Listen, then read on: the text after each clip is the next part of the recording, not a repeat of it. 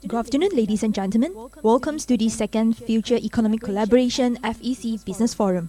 My name is Yifang. It's an honor and privilege to be your MC for the meaningful program this afternoon.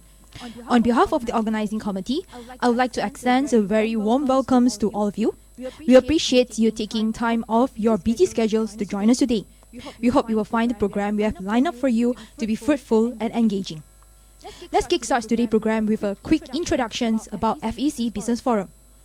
The Future Economic Collaboration Business Forum, also known as FEC Business Forum, brings together global business and political leaders who share the goals of strengthening collaboration in collaborative economy, trade, and investment relations globally.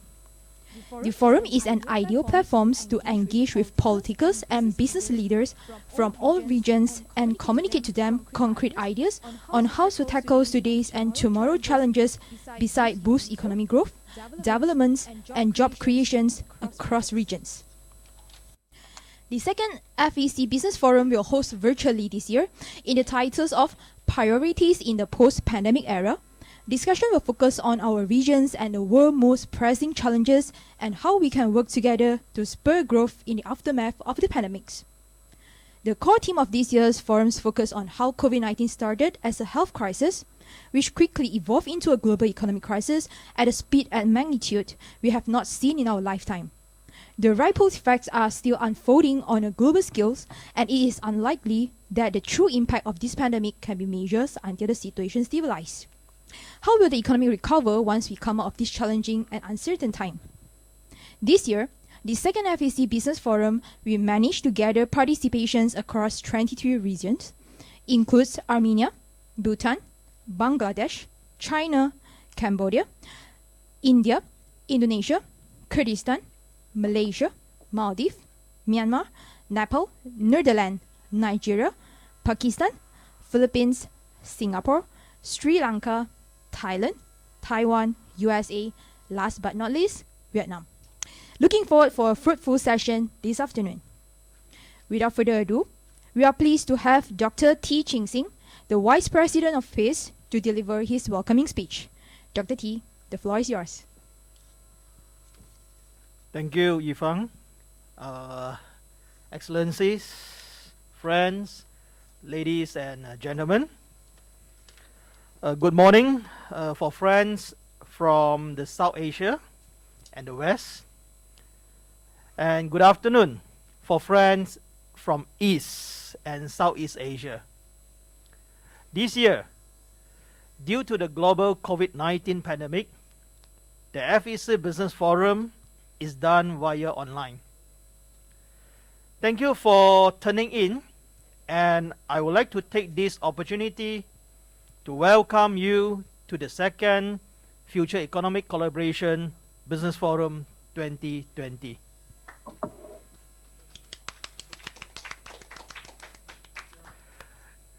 The worldwide spread of COVID-19 pandemic has had a severe impact on global economy. Today, we have people across Asia, Europe, and Africa are coming together and making a concreted effort to deal with this economic shock.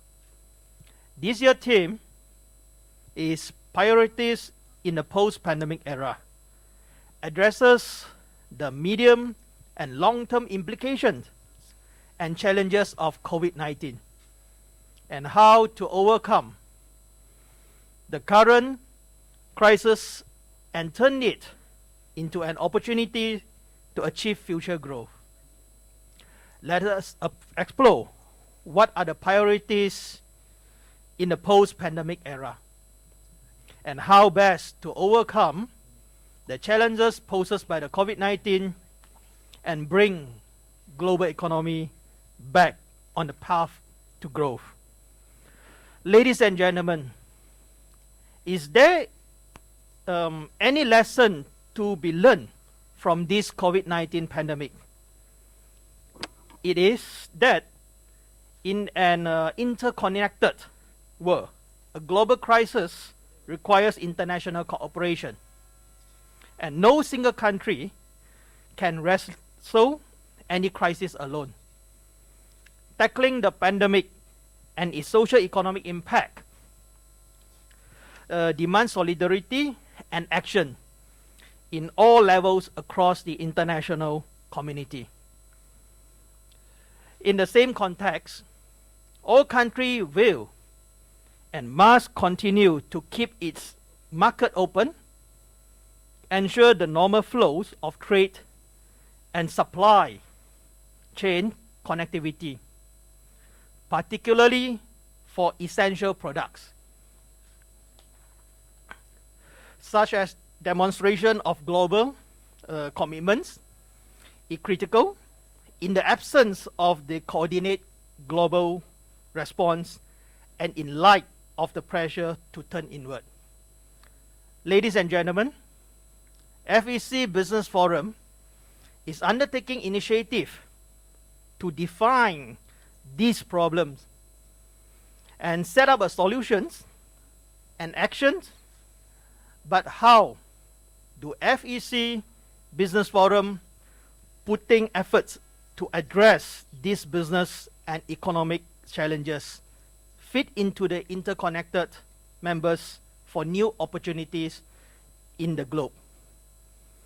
At the end of today's forum, the FEC Business Forum will initiate an online business and economic collaborative platform called VIBC, which is Virtual Integrated Business Center, to integrate and aggregate these resources and efforts among members, and will aim to establish industrial collaborative alliance matching members enterprises business requests.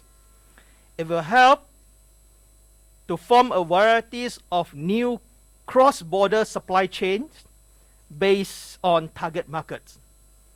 We need to prepare for the challenges ahead for us to not only to survive, but to thrive in the new environment. And we should not to wait for the COVID-19 situation to roll over. We need to start now. Refreshing our economic and business, those new opportunities for peoples and the next generation. At this juncture, I would like to acknowledge the value contributions of all speakers and participants for FEC2. Thank you very much. Thanks, Dr. T, for the welcoming remarks. Next, the ceremony continues with the remarks by Professor Oyabanji Oyayinka, Chief of Staff and Directors of the Cabinets of the Presidents of African Development. Prof, the floor is yours. Okay. Thank you so much. It's my pleasure to be here with you. It's quite early here. I just got to where I am now about 5 hours ago. But I'm delighted to join you on this very important meeting. First of all, Dr. T has highlighted broadly the big impact that the pandemic has had on all of us. But one of the most important impacts is the reversal of all the gains that the world has made in dealing with poverty, particularly extreme poverty. What we are noticing from all our projections is that close to 115 to 120 million people extra will be pushed into extreme poverty as a result of this pandemic. And this is a real disaster for the whole world. And this is, of course, concentrated in certain parts of the world, mostly South Asia and Africa. The second major impact of this pandemic has to do with its impact, of course, also on businesses, particularly small and medium enterprises. Many of them have gone under. Many may never recover, especially services industry, restaurants, and so forth, have been hit very badly in this period of pandemic. And this is going to take quite a while for the world to actually recover from this.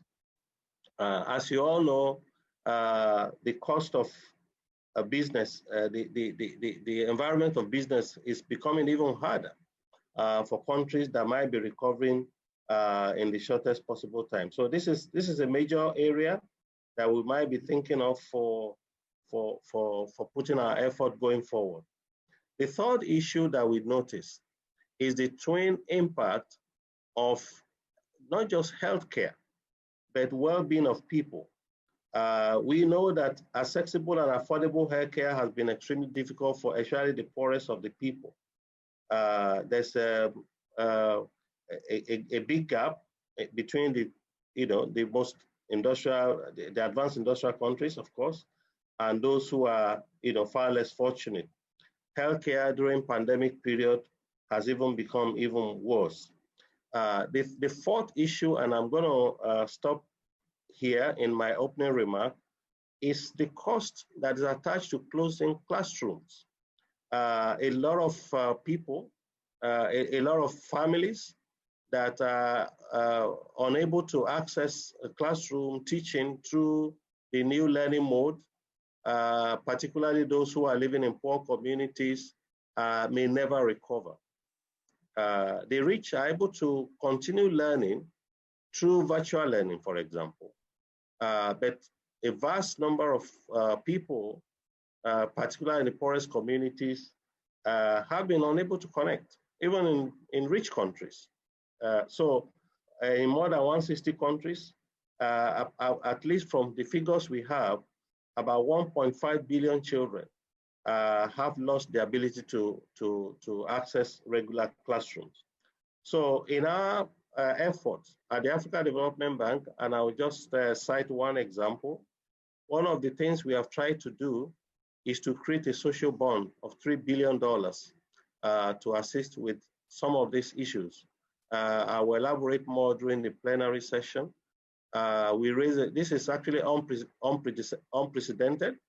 It's never been done before. The $3 billion that Africa Development Bank raised through social bond has been able to assist, in addition to $10 billion that the bank has raised to support, for budget support, as we call it, for many of our regional member countries.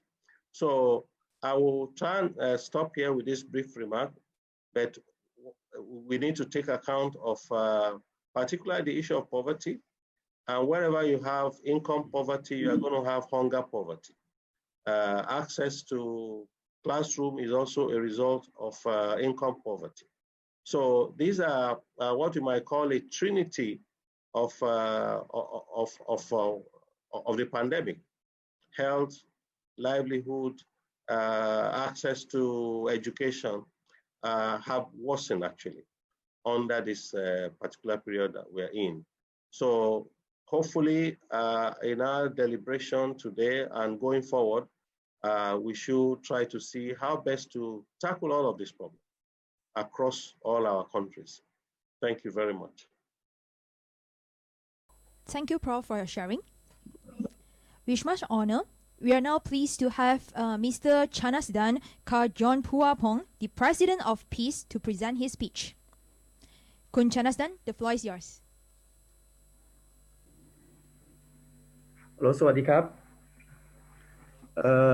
Good afternoon, ladies and gentlemen. Welcome to the second FEC Online Conference 2020.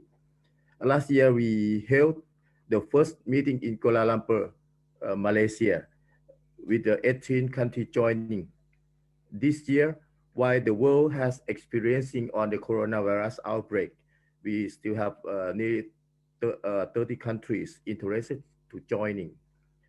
Today, we are honored by the many governments, many international organizations, including the business leader sectors from almost all over the world, come together to present a variety of ideas for life, society after the coronavirus outbreak. Moreover, we are honored by the African Development Bank, Professor Oibanji, attend a meeting to find a way to develop together. I have to thank you this time. I hope that this knowledge, guidelines, and the business channels that we have gained from this meeting will led to the concrete partnership and put into the practice to restore the economic and social system of each country, bringing peace and equality to all mankind. I would like to officially open the second FEC conference from now on. Thank you.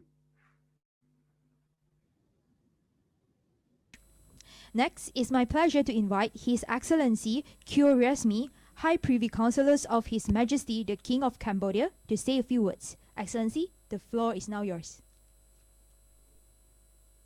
Excellencies, ladies and gentlemen, allow me to express my thanks to the Policy Economic Alliance Caring of Earth for inviting me to speak at the second Future Economy Collaboration Business Forum on live webinar today.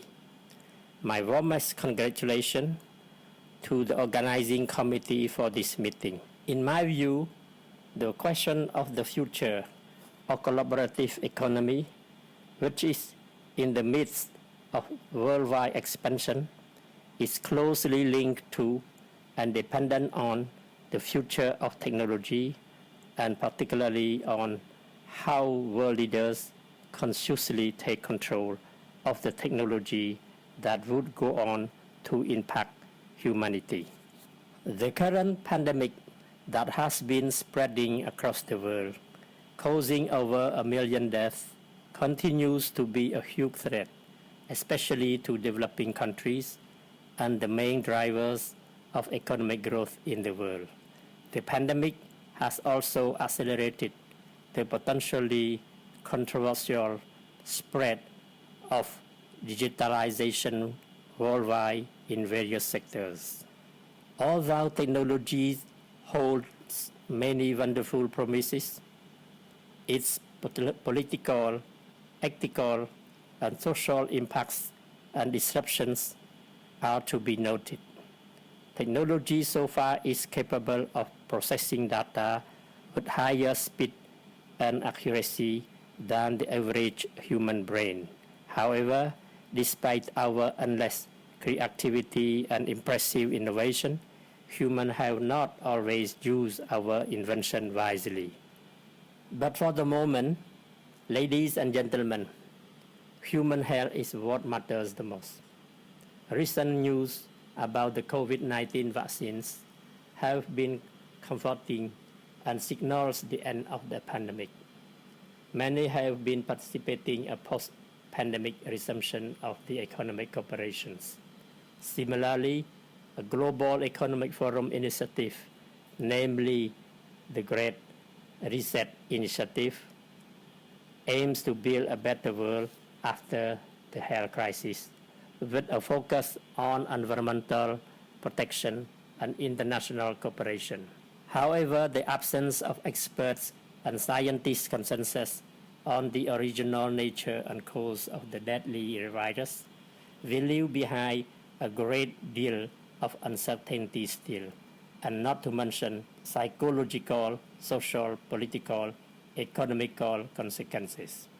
Ladies and gentlemen, combating this health crisis and its long-term effects might even be a necessary condition for further tackling other existing crises threatening humanity. Ordinary people are often trapped inside their daily realities and are not able to address some of the imminent threats that will impact their lives, such as wars, ecological collapse, crisis of confidence in rules of law, decline of liberal democracy, rising populism, deglobalization and protectionism, fake news, technological disruptions, and more. These issues of average people are far more urgent than those of the elite.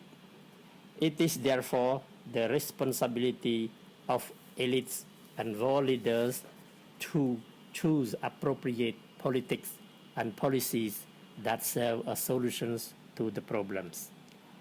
As societies shift and change, new issues emerge, all that make the prospects of resetting the local and international economies and corporations comprehensive and uphill task. As a consequence, conventional concepts of a social contract need to be updated or debated again. Future debates should be global and should not fail to include impacts of new technology and its disruptions as leading topics on the agenda of the world leaders. Ladies and gentlemen, allow me to conclude by expressing my hope that whatever it will face, the world will take on a humanist approach in decision making. The current digital revolution must be considered in a context of our ability to both improve or deteriorate our common goods. Human, species, nature, and technology must be placed in the service of humanity. I thank you for your attention and wish the forum meeting today with success. I look forward to listening to the important views from the distinguished speakers of this forum. Thank you. Thank you, Excellency, for your encouraging remarks. Up next, we would like to present to you the inauguration videos of the second FEC Business Forums. Ladies and gentlemen, sit back, relax, and enjoy.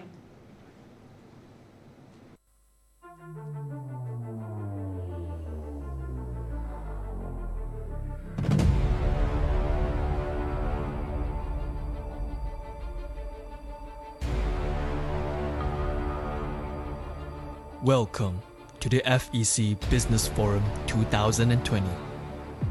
COVID-19 began as a health crisis, rapidly transforming into a global economic crisis at a rate and scale we have never seen in our lifetime.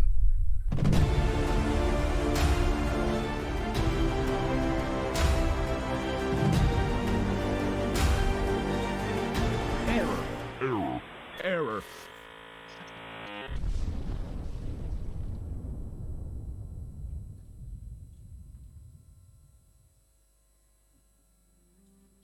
Ladies and gentlemen, we are presented with a rare opportunity at the current moment. We have the opportunity, thanks to the COVID pandemic, of doing a reset on civilization and how humanity conducts itself on a finite planet, so that current and future generations may survive. Nothing less than that. The spread of coronavirus has highlighted not only the fragility of the world economic social system, in which if you break a link in the chain, it is the whole chain that breaks. It has also made clear by difference how much the way of relating each others. As we head out of this pandemic, we can change the world. Government, NGOs, and corporate more than 20 countries will join to find a solution for this situation, to provide the recommendation and how to stop and how to fight this epidemic. Here at FEC Business Conference, we bring you the things just like they are. Blood, sweat, and tears. Finding the right partners, embracing open standards, and hard work. We dive deeper into the problem and deeper into the business cases. Through this solid engagement with political and business leaders from all regions, you are at the right place at the right time. The best way to predict the future is to create it. Let's get started.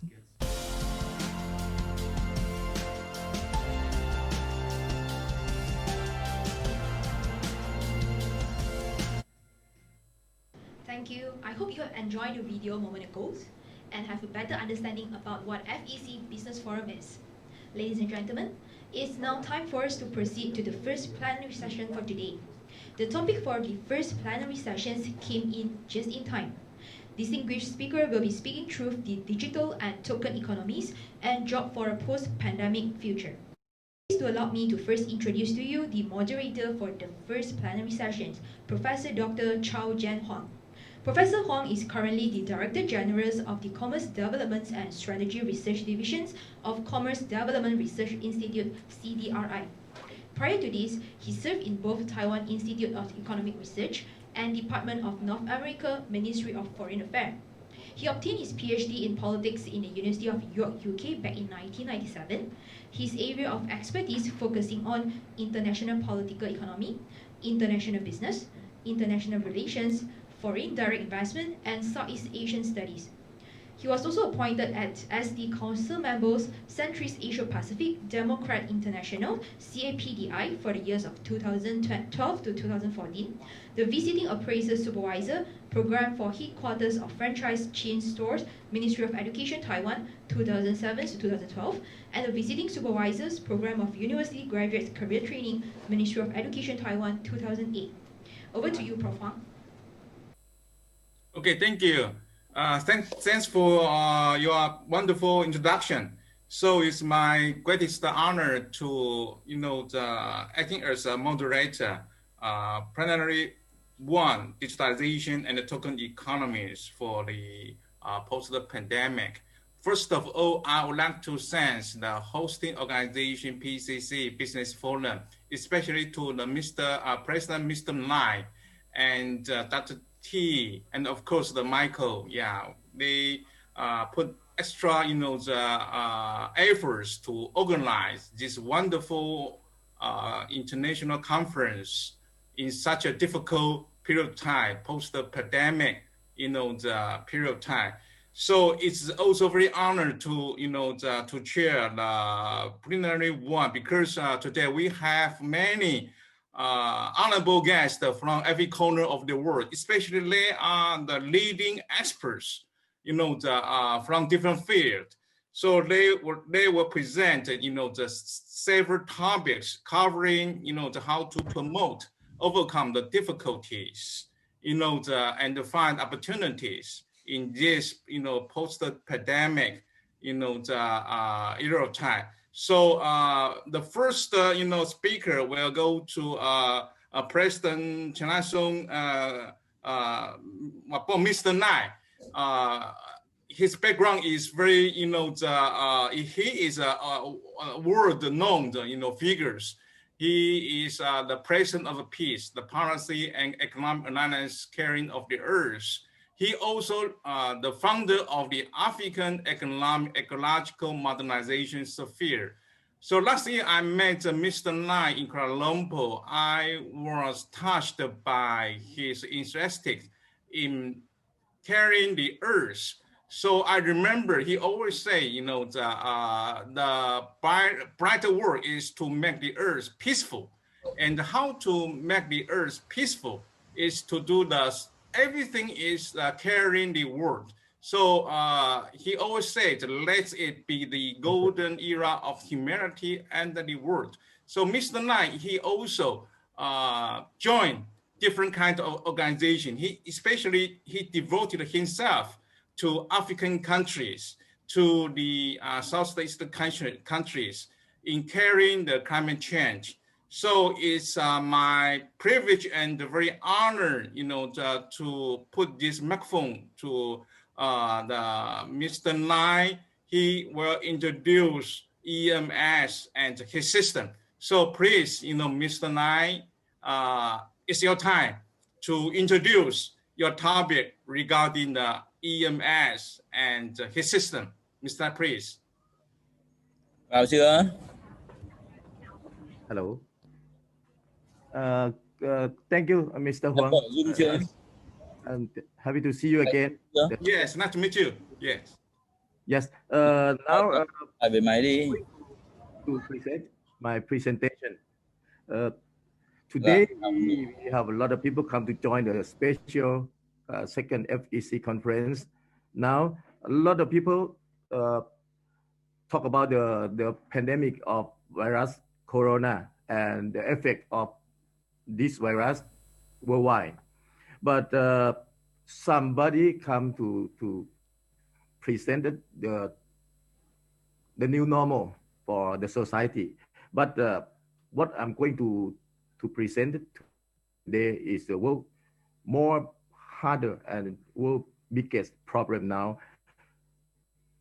I'm going to talk about global warming. The global warming is introduced to the global in the last few decades by the scientists and many governments in many countries, including this month, the Secretary General of United Nations just announced the emergency plan for the global warming to uh, ask for many countries come to join this emergency situation together. How many people to understand how to solve the global warming in the right way, in the right solution? I'm going to talk about the world biggest project to fight against global warming. That is the only one solution to fight and to pass this situation together. Ladies and gentlemen, if you want to talk about the global warming, this is the size of the project must be big. And this is we want to present it you today is the African Economic and Ecological Modernization Sphere, or African EEMS. Uh, the African EMS established under the new economic philosophy names four factors for fighting climate change. This is have the two small projects inside, but the smallest project inside, the first one is the emission zero. The size of the project is 30 million hectares. I repeat again, size of the project, 30 million hectares. Now we signed the contract with uh, Congo DRC by President Felix. The second one is the Oasis project. May I back to the first one? The African EMS project in the first phase is the emission zero. The emission zero is to create the new energy platform, the energy plantation to make the renewable energy. By we plant this large scale of fast growing tree species and convert it into the biofuel and the biochar. The biochar will send up to the upper corridor to the Oasis project to improving the soil and create the rainforest plantation. The size of the Oasis project, we will replace the African Green Great Wall. That means this is a uh, 12 million hectare. But if we want to solve the global warming in 2050, we need 300 million hectare. May I? This is a four-factor economic new economic philosophy concept. We presented this in the UN ECOSOC Geneva headquarters in high-level segment 2013. Finally, this will be the United Nations roadmap for the sustainable development.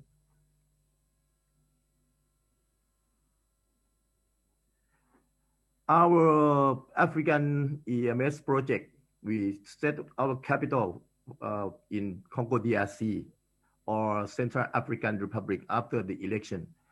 The first emission zero will located from the western part of Congo into the eastern part of the African continent to Tanzania. And the second one is the Oasis project set up in the sub-Sahara of African continent to fight against the desert. This is our fast-growing tree species, names in UN ECOSOC by ISCO. This is Kajon Purpong tree. The commercial value of this kind of tree, we can plant short crop. Only 3 years, we get the 1,000 tons per hectare per 3 years. Means we have a yield of this plantation, from this plantation, 330 metric tons per year. Especially, this can trap. This is commercial value. page. We will script this and come to talk about this is the ecological value. Within 3 years of the plantation, they can trap the carbon dioxide from our atmosphere 200 tons per year. And the same time, they create oxygen from the plantation 140 tons per hectare per year. If we talk about 1 million hectare, ladies and gentlemen, this is 260 million tons per year carbon dioxide trapped from the atmosphere, and the oxygen 120 million tons per year from the plantation. How you feel about this performance of the plantation? The most important thing of the tree is the root network under soil, underground. This create the rich moisture for the microorganism underground. And the next video, you can see this. This is a lot of water inside the trunk of this kind of tree. This tree is 3 years old in our R&D plantation. President Kabila from Democratic Republic of Congo sent technical teams to study this plantation. And finally, in the term of President Felix, we signed up the project to establish this project in Central African Republic. In Democratic Republic of Congo with the size 20 million hectare. After we get the production from our plantation, we use the special technology pyrolysis to convert biomass, our biomass feedstock to be the biofuel to replace the petroleum fossil fuel that the cause of global warming today. This is the Mr. Gerard, our head for technical from Netherlands. We presented you this technology after my speech. This is biochar byproduct from the pyrolysis technology that we will put into the second phase of the project, that the Oasis project. Biochar is the most famous fertilizer and high efficiency fertilizer. We blend with the special microbe and put in the soil that is to improving the soil before we create the rainforest in the Oasis. This is our technology for the young plant. Means we will not plant the tree from seed anymore. We use our technology from Netherlands, from our network. Then we come to talk about African Green Great Wall. That some organizations try to set up this project in Sub-Sahara since 2007, with the cost of the project $8 billion.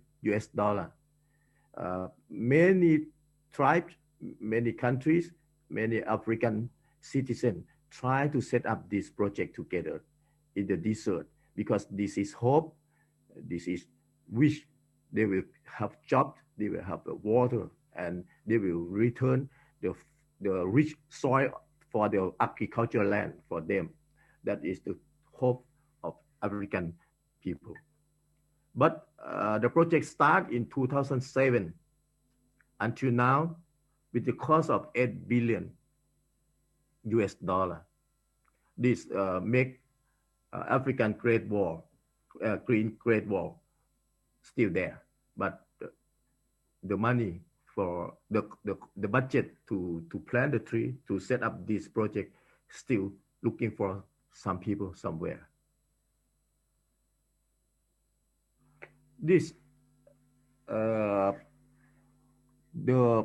African Great Wall, when they set up this in the wire of the size of the project, 20 million hectare means 8,000 kilometers, and wide 15 kilometers. This is 12 million hectare. But what this project can do?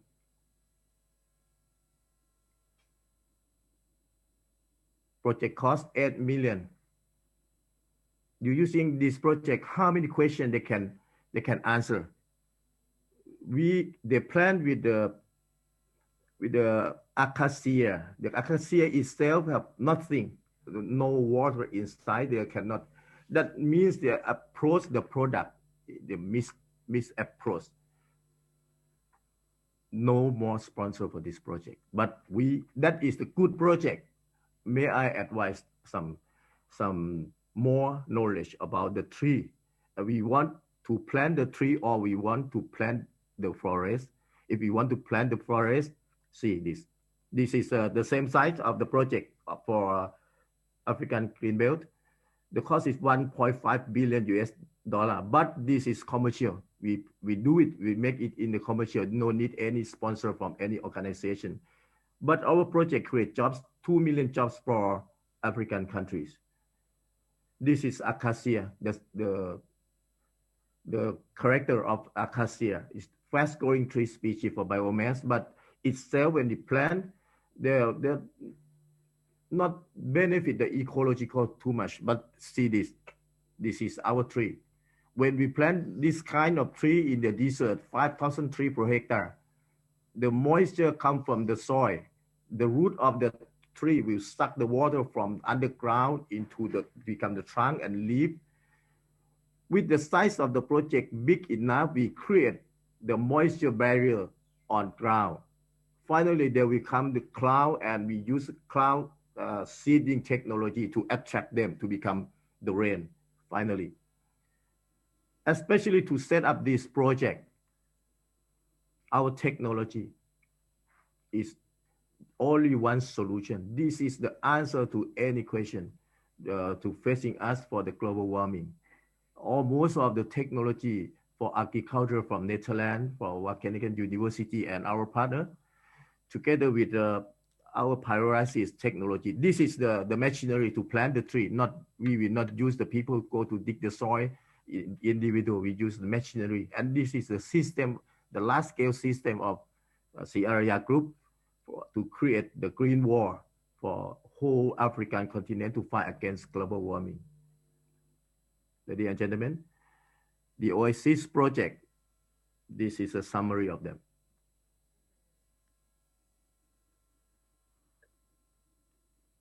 If we want to change the desert to fight against drought, if you want to create the plantation to trap carbon dioxide from the atmosphere, if you want to create the rich soil for agriculture, farmland, for the food safety program of UNFCCC, or you want to create the energy safety to support our world, this is your final. Our Kajon Pua tree. To create this, because of now, okay, I'll come back to it. Because of I have just few minutes to present this idea. All of this project cannot happen now because of the virus pandemic of coronavirus. Only one way to get started to take off this project is to create the tokenomic system. The next VIBC from Taiwan, we will present you the financial system of this project.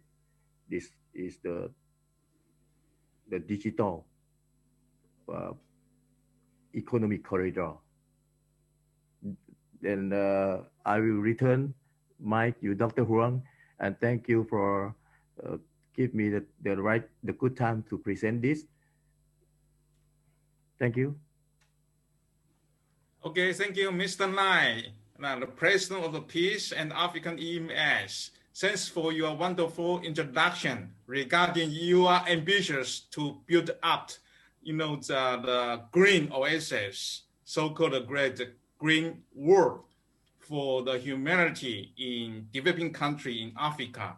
So we can see you adopting wonderful technologies from, the Europe, from US, or from other developed countries So you converge all knowledges and experts from the world to implement or to alleviate the poverty issue or the water issues. I believe you will be the great man, to put the greatest efforts to eliminate the so-called climate change to the human society. So thanks for your great project for our audience in this forum. So may I go to the second speaker of this forum? I would like to introduce Mr. Scott. Okay, Mr. Liu, okay. And the second speaker, Mr. Richard Liu. Mr. Richard Liu, he's a chairman of the Taiwan Creative Tourism for Industry Association. He is also a chairman of the Industry and Commerce Section, Taiwan ATA Industry Society and Commerce Association, one of the leading commercial and business society in Taiwan. Mr. Dr. Liu, Dr. Richard Liu, he was rewarded his PhD from the Loughborough University, UK. So he is very famous, the scholar and the experts, in putting all resources and building up ecological system to create creative industries in Taiwan. So he is very active, in Taiwan society. So it's our privilege to invite Dr. Liu to share his observation regarding the creative thinking and strategies to jump for post-pandemic future. As you know, that Taiwan, we are so lucky, to suffer, the COVID-19 lockdown in our towns. So that's the reason why, we adopt many different measures to overcome this kind of the COVID-19 challenges in society. So based on this, Dr. Liu got the idea how to use creative thinking and strategy to converge all resources, to put the human resources and create something for the society. So I forward, this microphone to Dr. Liu. Dr. Liu, please.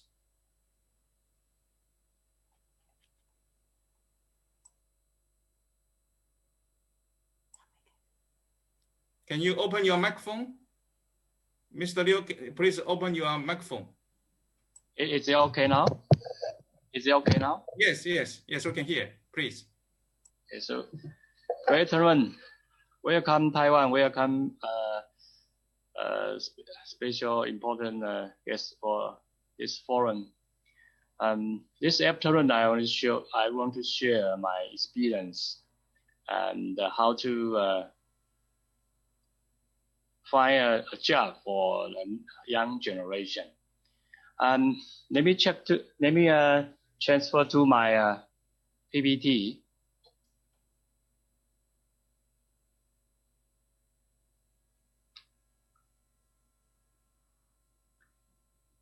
Okay. This afternoon is just 10 minutes, so I want to share a case. And this case, I spent many years to establish. And this year, because the COVID-19, in Taiwan, even we didn't hear a lot. But I found the government policy, the only policy is only subsidy the small business and to maintain the so-called GDP. I think this is not good. So this year we try to have a better shape that is introduced later.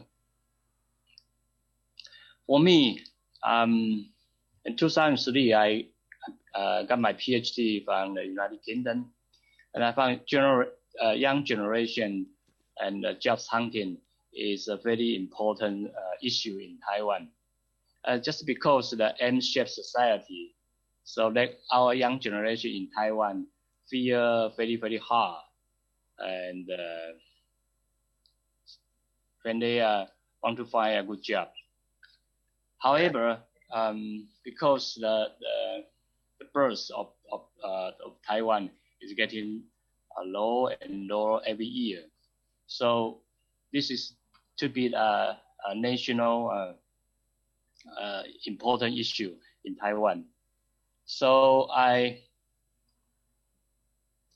spent 4 or 5 years just to walk around and to visit the industry around Taiwan for probably 5 years.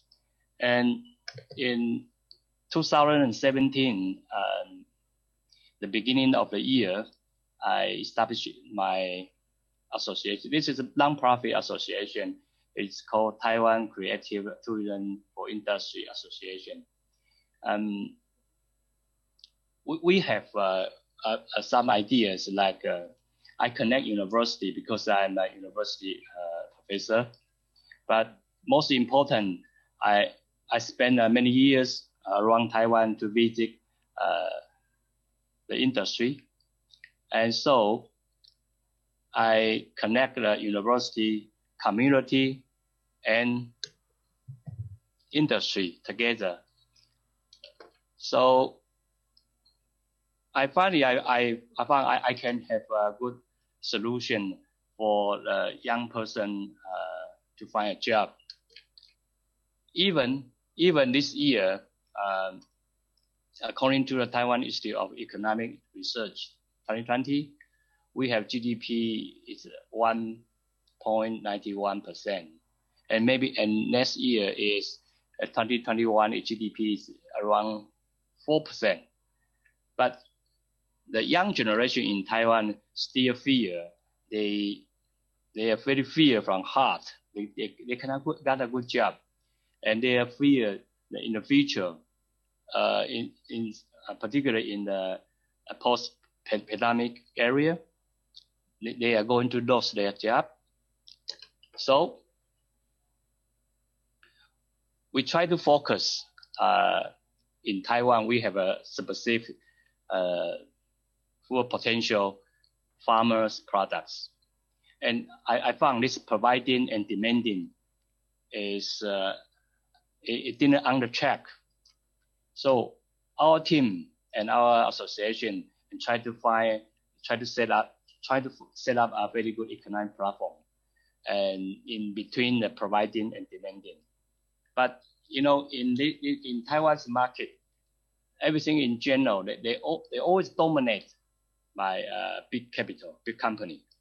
So how can I help the young generation to have opportunities?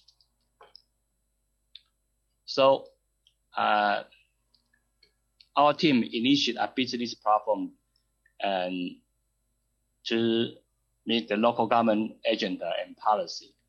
How can I have this problem? Our association is the member of our committee of our association. They have experts from university and the industry. So we initiate is like a normal business. It's like a B2B, B2C, and but this platform we have only one particular issue.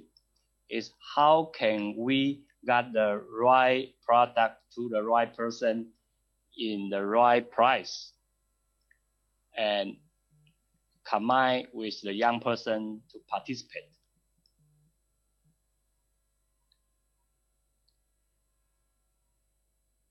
So we start to visit local government, industry, and also like this photo is have our vice president, many chairperson of industry, and we spend a lot of time to then understand local government and the product and the university and industry, how to combine together So we finally have a solution. Is into a real business problem. As you know, in Taiwan, we have a very important science park that we call Hsinchu Science Park, because of my university in Hsinchu.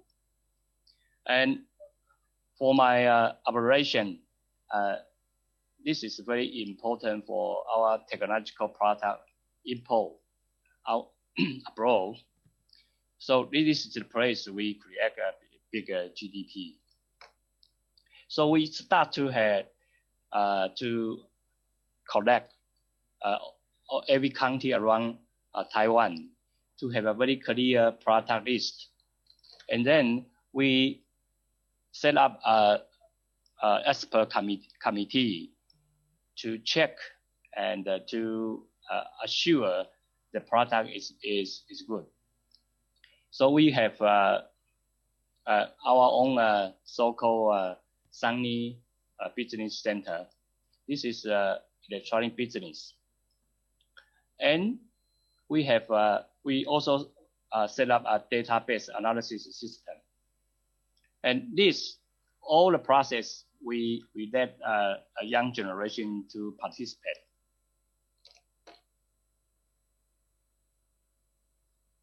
So we want to create a platform and create jobs. So we start to run this business model with a sports center in Hsinchu. Why we choose sports center? Because in Hsinchu Science Park, there's a lot of consumer go to the sports center. So we set up a so-called live service platform here and connect all the business model. And the beginning of next month at 2021. And it's only a case. We want to have run this connect to consumer, local government, and young generation, and the local university. If we try to shape this business model better, and we second place, we go to Yilan, the north of Taiwan, and then every part of Taiwan we have a base and connect to the university and the local industry and local university, and then we try combine together and go further.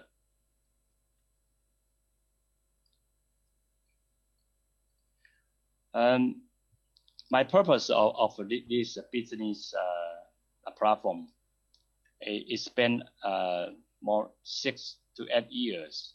We start from the very beginning to understand all the specific product around Taiwan, and we have so many co-meeting with the local combined to local university and the local sport business and some product producer.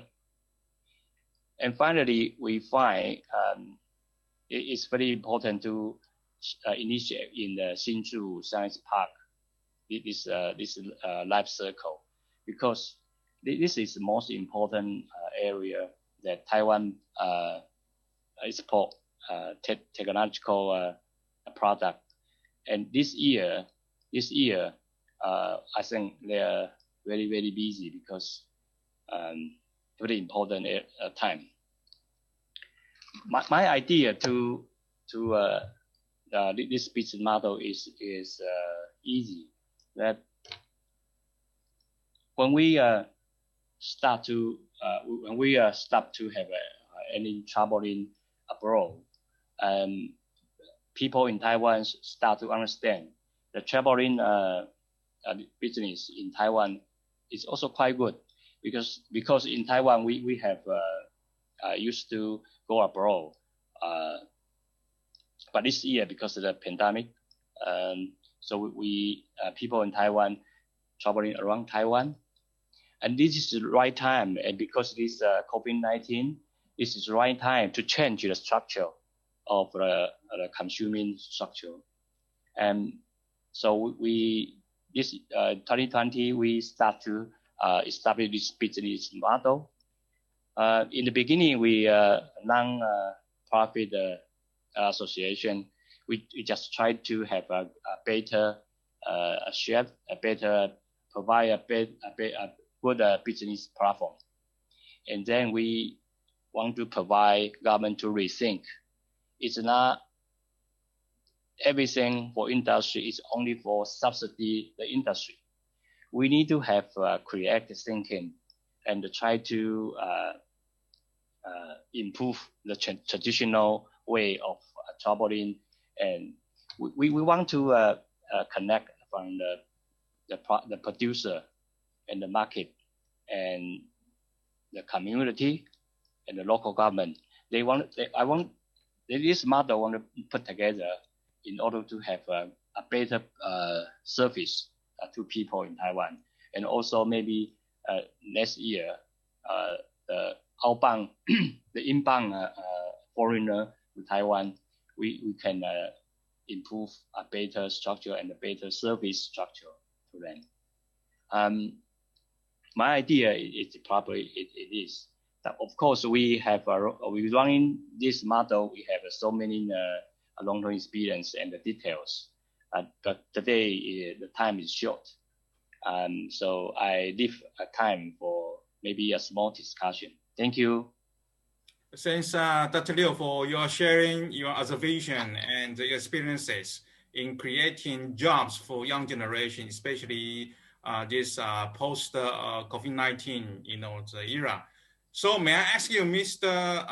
Dr. Liu, based on your experiences and your observation, how can Taiwan contribute our experiences to the world, especially to the African countries or other Southeast Asian countries for young generation? Because in this country, young generation, they are lacked of resources compared with Taiwan. If they are lacking of resources, how can they find out opportunity to create or to join any other framework or organization to promote, their creative, potential or opportunities? Please, share your observations. Speaker, that is very, very good, very good question. When I studied in the United Kingdom, my the same year classmate, and he's from Africa country. So we have so many discussion at that time. From my point of view, the different country, they can have cooperation because like African country is getting a huge progress in the past 10 years. But I think that their working personality is very good. Taiwan, because the young births is getting lower and lower every year. So we maybe I can suggest that we can have a young generation to go to African through university or any NGO organization, NGO, to think together and how to improve the service, the business service, and how to have a better structure in Taiwan or maybe in African countries. So I think that the NGO is very important because the young generation in Taiwan, they need to have to see a different and the response to back to Taiwan. They have a more creative thinking and to the business model. Okay, thank you, Dr. Liu. Another question, what kind of the business model you think young generation in the world can join to handling the climate change. As Mr. Knight, President Knight promote, the green oasis or the green world, which means to deal with the climate change. Climate change means we need technology or new thoughts, new thinkings from young generation.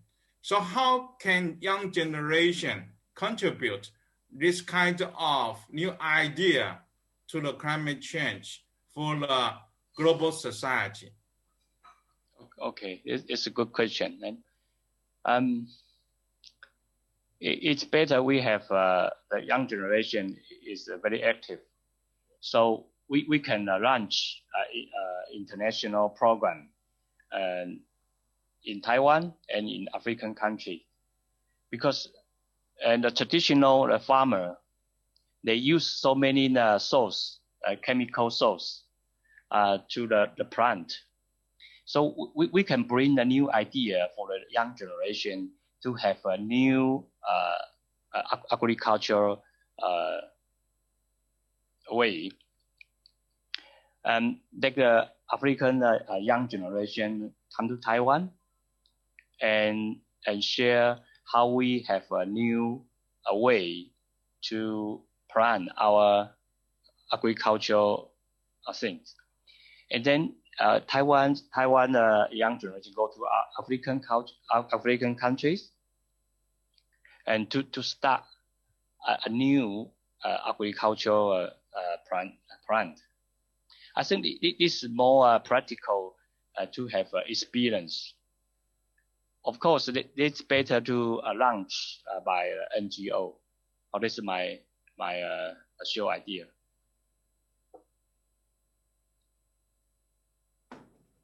Okay. Thank you, Dr. Liu, for your sharing, observation and your knowledge to, the Planet One. I believe, young generation in the world, we can, getting together to contribute, either the climate change issues, also, the poverty issues. So it means we need some creative thinking from young generation, not only for the global society, but also for themselves to provide, the new opportunity or to meet new challenges, for the human beings. Okay, thank you. And then I will go to, Mr. Junot Mark-in from Netherlands, from Amsterdam. Mr. Junot Mark-in is a specialist. Hello? Is a specialist in pyrolysis and faster multiplication of faster growing. He worked for the Sustainable Development Organizations for many decades. So as we know, Mr. Junot Mark-in, he is an expert in technology. So from his technology background, he worked for, the Oliver in Europe for more than 20 years. So he got a dream based on the information. He wants to work for the climate change, to handling climate change issues. So he became the founder of the bio-green pyrolysis technology. So had a clean dream he said he during the night, he got an idea. So how to solve the issues. And then he became a lawyer. So it's real, not only for scientists, he also is a very important, very famous patent lawyer in order to protect the ideas. So after that, he also, acting as very important partners, with the Mr. Knight in handling the climate change issues. So he introduced, technology in handling the fast multiplication trees either in Thailand, in Southeast Asian countries, but also in African countries. So he made, greatest, contribution to create such, faster growing trees, Mr. Knight tree, to deal with the global warming issues in handling the CO2 reduction and the huge O2 production. So this will do the greatest, the contributions, in our society. So, so his topic, we are dealing with the Polynesia's technology for the world future. So I will go to the microphone, to Mr. Jinlat, Mark Inc. for your introduction regarding your topic to, Polynesia's the technology for the world future. Yes, please. Thank you very much, Mr. Wang. Yes, indeed, my name is Gerard Markerink. I live in Amsterdam, in the Netherlands. My company is, the group is a Norwegian company. And as you know, in Europe, we have to deal a lot with climate change, and there is a big push on fighting climate change in Europe. The European Commission has decided last year to invest 1,000 billion euro in fighting climate change for the next years. Scandinavia, Norway are leading countries in this because the North Pole is melting. And nowadays it's possible to take a ship, have a cruise ship, take it from Amsterdam, go through the North Pole to Japan, to Tokyo. This has never been happening in the history of the world. So yes, this meeting is crazy important. Thank you very much for inviting me. So I attended several climate conferences. It started with the climate conference of Paris. There I met Mr. Nine, and we had a great meeting. But he told to me, I know you already since 2 years. Oh, okay, I did not know, but very good. And the conclusion is, what you do in the world, the technology is decisive. Nowadays, it's not possible to do something like a blacksmith. You must be high-tech in modern society. So we talk about pyrolysis, and what is pyrolysis? Pyrolysis is heating up, in our case now, today, biomass, wood, heating it up without oxygen. And then what happens is that the wood turns into new molecules. So in fact, what you are doing, you are creating a chemical process, not using chemicals, not using anything else as only heat. Heat is the source of the chemical transfer of wood to new molecules. And the new molecules are carbon. And the carbon is in the solids. So you talk about char, biochar. The other is oils. You create oils. And the other molecule composition is gas. So you always create carbon, biochar, oil, and gas, bio-oil, biogas. Technology can be done in several ways, but the most advanced is continuous pyrolysis. You see here 3 types of systems. On the left side, you see the R&D systems. There is one in Tokyo, there is one in Asia, there is one in Middle East, and all for universities and research stations. It is in Europe, it's in America, all over the world.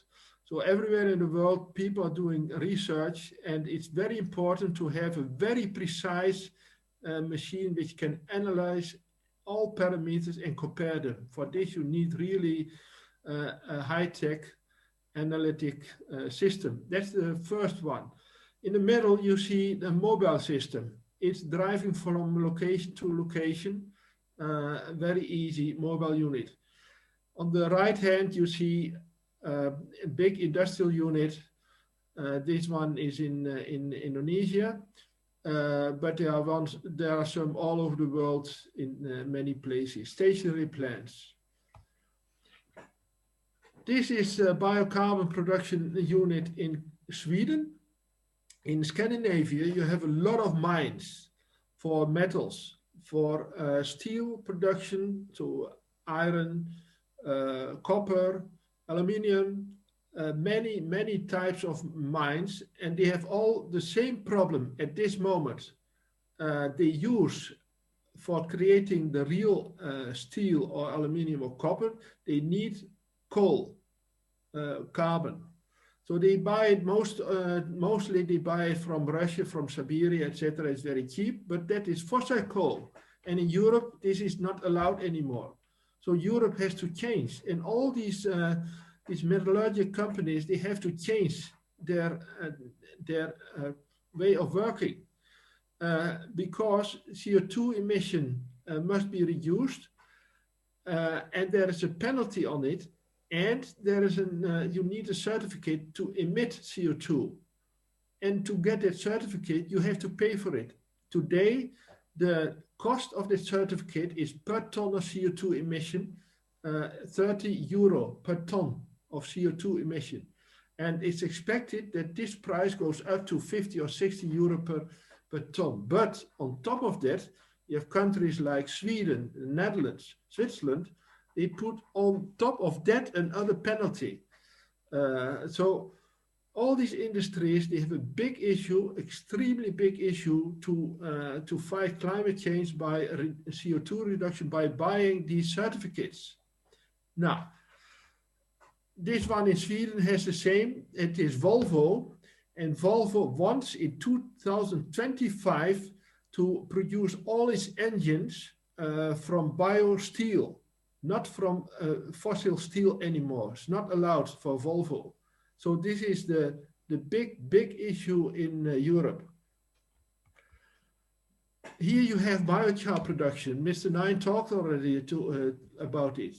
Biochar is very important for rooting, for horticulture, for agriculture, for creating a better soil, because having a good soil for plants, for trees, and everything for vegetables, you need a soil with air in it, with moisture in it, with the nutrients in it, and the carbon is organizing a better household for this air, water, and nutrients. So production of biochar is also crazy important. And here you see what's happening really in the system itself. On the horizontal line, you see the temperature treatments from 250 to 750 or 900 degrees centigrades. And on the vertical line, you see the yield. Now, the black line, the black graph curve, you see the higher the temperature goes, the lower the yield of solids. That means that the carbon is more concentrated at higher temperatures in the solids. But a part of the carbon getting at higher temperatures goes to the syngas, to the biogas. So it's important to find an optimum. In the case of producing biochar or the best biocarbon, you need to work around 550 to 600 degrees centigrades. And 1 hour dwell time, we call it. You see another example for the consumer market and for to produce biochar in bags. It's for bagging, and it goes to the supermarkets in Europe. You can find it now already in Belgium, in France, in Germany, in many countries. And it's getting around the world in the same way. The other thing is what you can produce also is vinegar, for instance, from the pyrolysis process. And vinegar is the acid to control the weeds. It's all coming from the same process. And here you produce electricity. So 1 ton of biomass, 1 ton of wood can create roughly 0.6 megawatt electric. Or Africa, for instance, has a lot of waste. Everywhere you see the waste hanging around. And 1 ton of waste can create 1 megawatt electrical. So this is very important. And here you see the heart of the technology around the world, in the US, in Mexico, in South America, in Europe, in Russia, in everywhere in the world. Now we go to what you need. You need the wood. And the trees are the lungs of the world. The tree of what you need is, you want to fight climate change. What you want is to create a fast growing tree in the best soil possible. So Mr. Nine has created a very fast, extremely fast, I think it's the fastest growing tree in the world. He told about to you 1,000 tons per hectare. And that means a growth, and this is very high, of about 150 ton dry matter per year. I can tell you in my country, in the Netherlands, the best growing crops can create maximum 20 ton dry matter per year. So Mr. Nine's tree has a higher yield at the level of 7 or 8 times the best crops in the Netherlands. So this is very unique, and this is what you need, because what you need is to use the leaves of the tree and of the plants for the photosynthesis. So the plants produce the oxygen and the plants absorb the CO2, because the photosynthesis takes the CO2 together with the sunlight and turns it into biomass. Now here you see in the lab to create that best tree, but what you want, if you have the best tree, after that you will have to multiply it in the same way. And this is done in the labs. And here you see a little plant, little tree growing up and already rooting. Every little plant is 100% identical. And this is crazy important, otherwise you get genetic erosion. Yeah, and what you need for it is big greenhouses. So in order to produce this for Africa and for everywhere in the world, if you want to produce 100,000 plants per year, you need about 90 hectares of this area, and it will create 1,000 jobs. So only the fast multiplication of the trees, it is changing already society, because you need to have people for creating all these plants, and in this case, per 100,000 plants per year, 1,000 jobs, but it's only for the greenhouses and the labs. The other part is the harvest of the trees. For this, you have a multiple of that 1,000 jobs needed. So Mr. Nine's plans are really great plans. It's changing and helping the people to a better economical life. And then what is very important is to work with know-how and to cooperate with science. And well, this is, Mr. Nine told to you already about, it is the Wageningen University. I would say it's is the Harvard of the world when it's about agriculture and horticulture. Big science, big education. They are working everywhere in the world, from China to US and everywhere.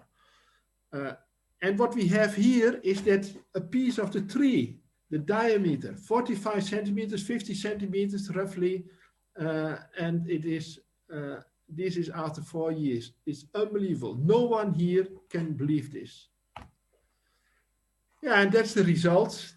Mr. Nine in the forest and enjoying his trees, and he is producing a lot of oxygen. No one in the world is talking about the production of oxygen. They only talk about climate change and sequester of 200 ton, in this case, CO2. But everyone talks about CO2,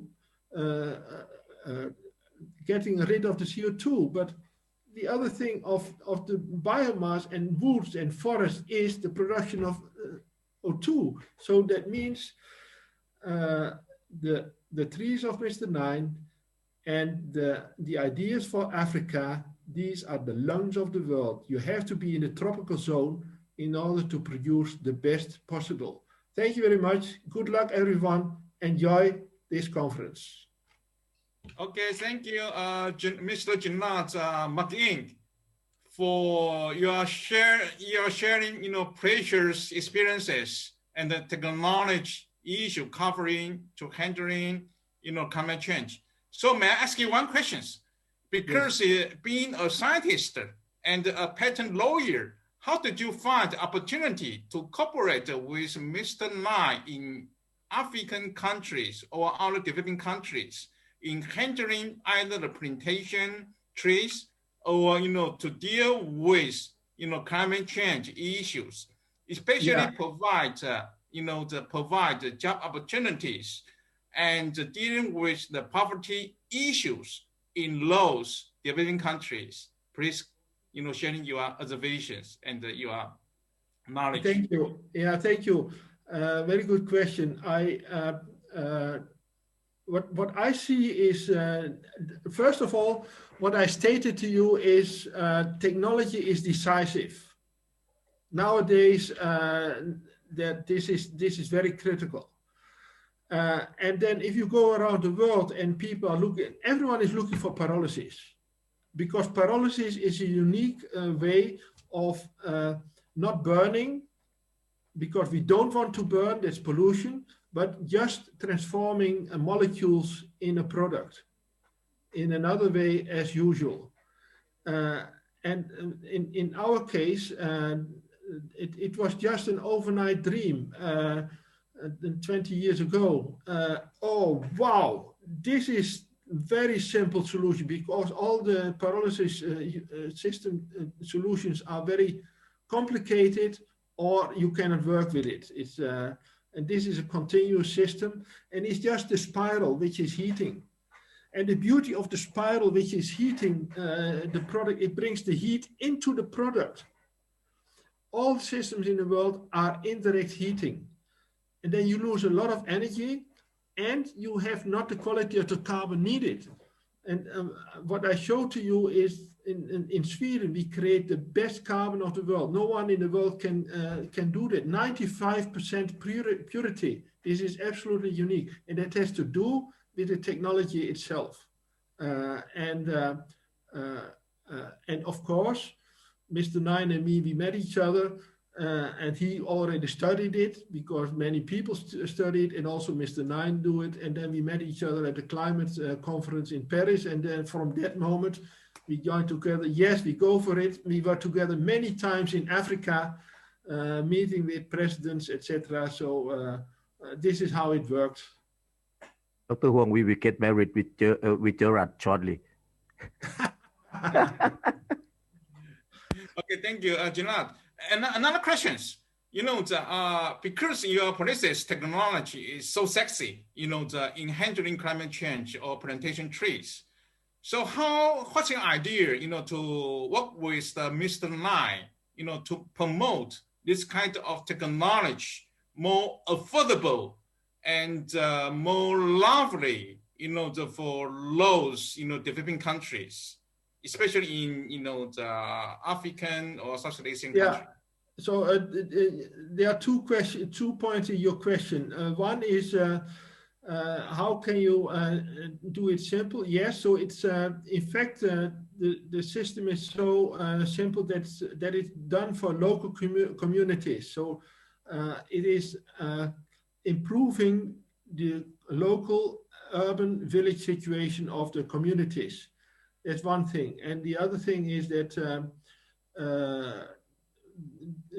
we are working on it, and we want to go for it, and we roll it out. It's just a matter of rolling out and cooperating with the local people, because the local people have to do it. This is the very deep principle.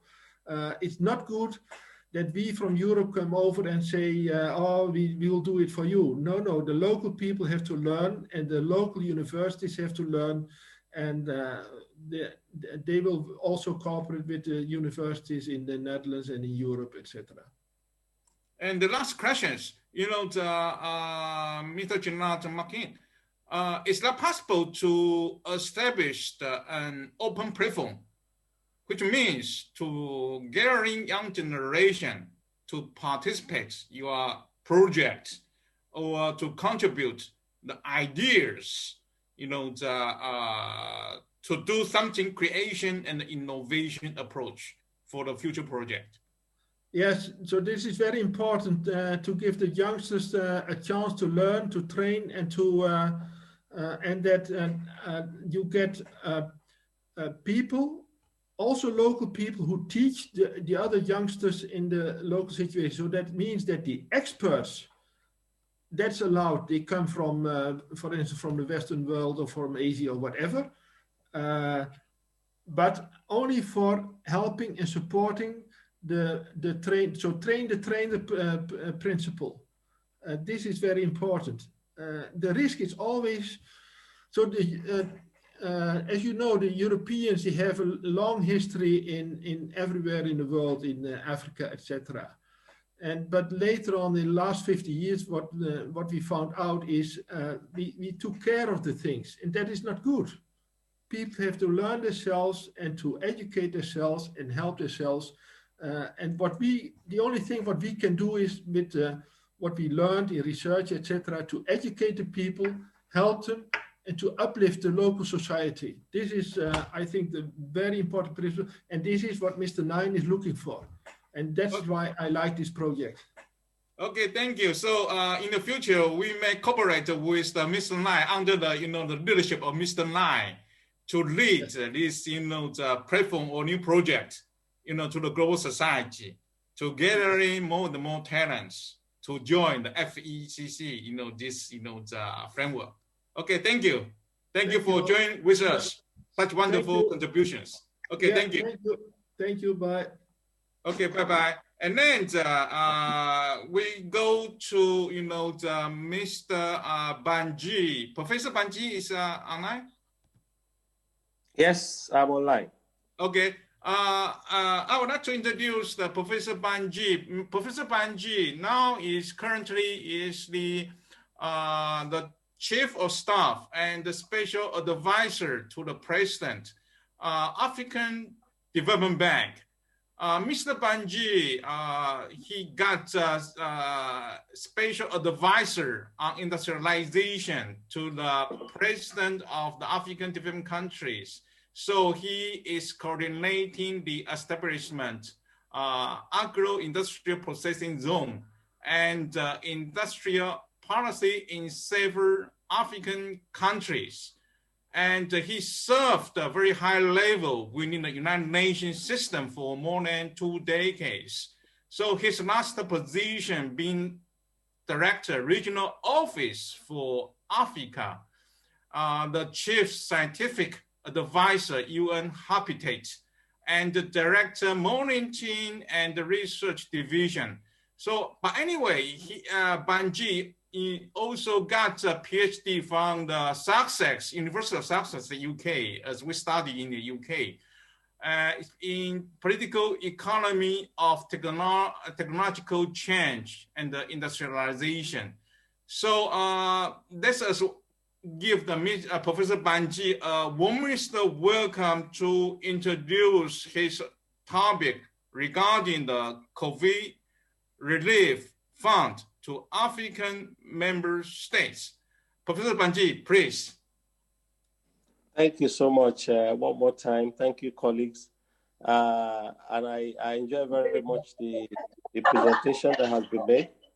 Mr. Nile, I've met many years ago, and I'm looking forward to us collaborating on this project in my new position at the Africa Development Bank. I hope one of the deliverables of this conference will be some arrangement by which we can collaborate with Mr. Nile to use the leverage of the bank to introduce his project to as many African countries as possible.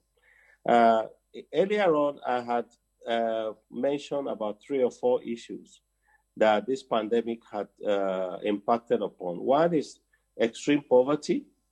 We mentioned that additional 120 million people might go into extreme poverty.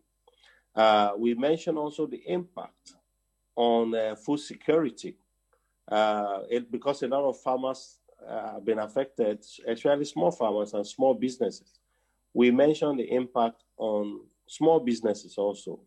But also, very importantly, we talked about the issue of schooling.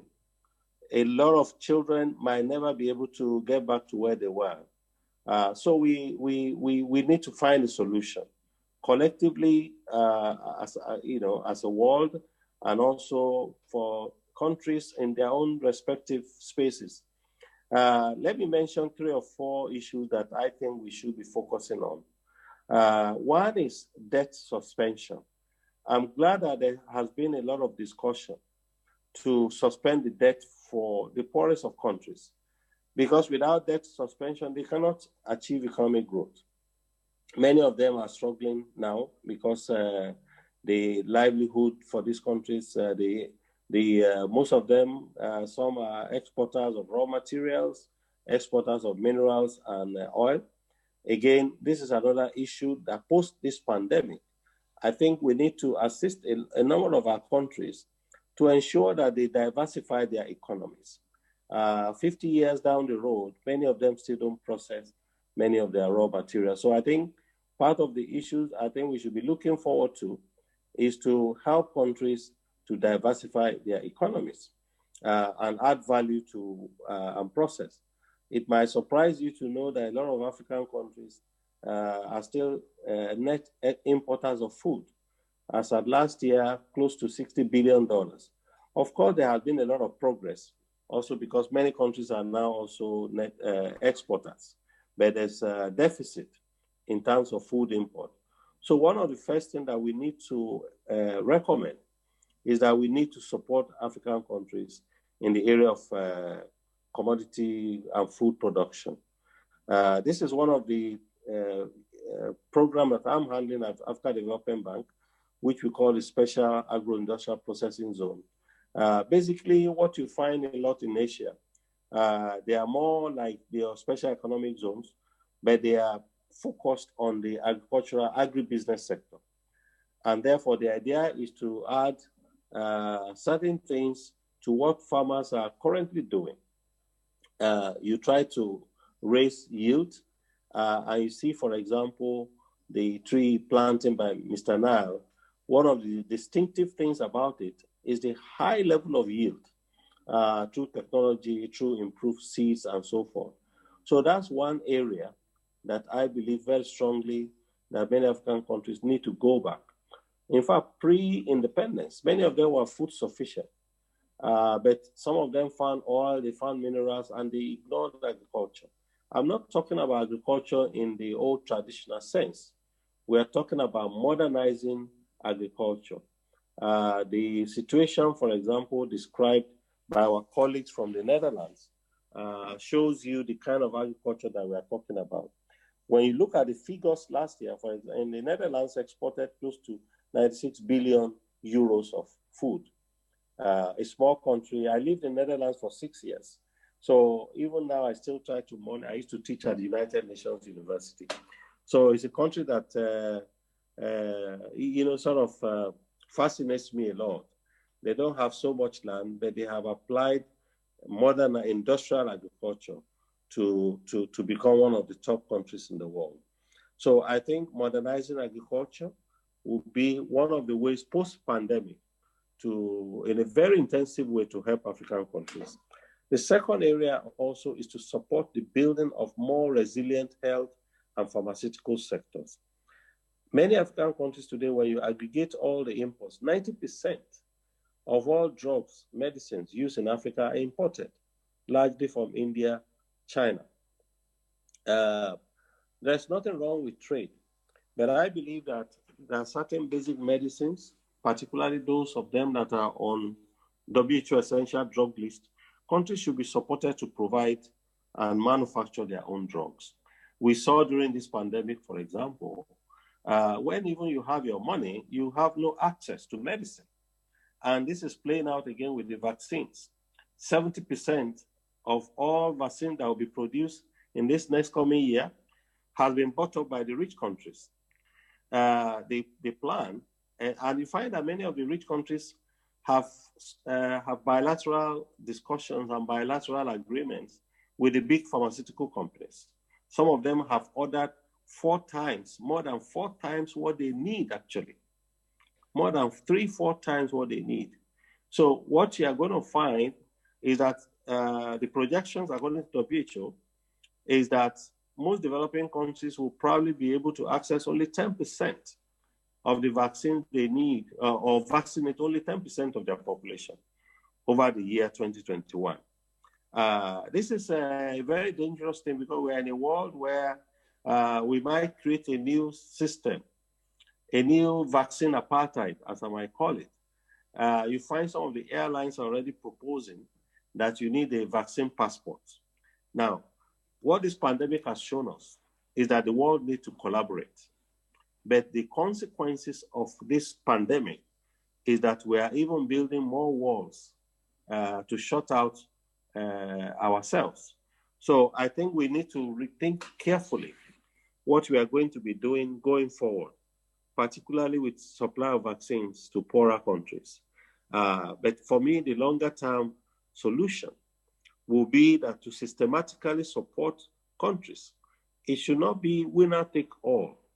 We need to support countries to be able to, you find a country like Bangladesh producing 80% of all these drugs.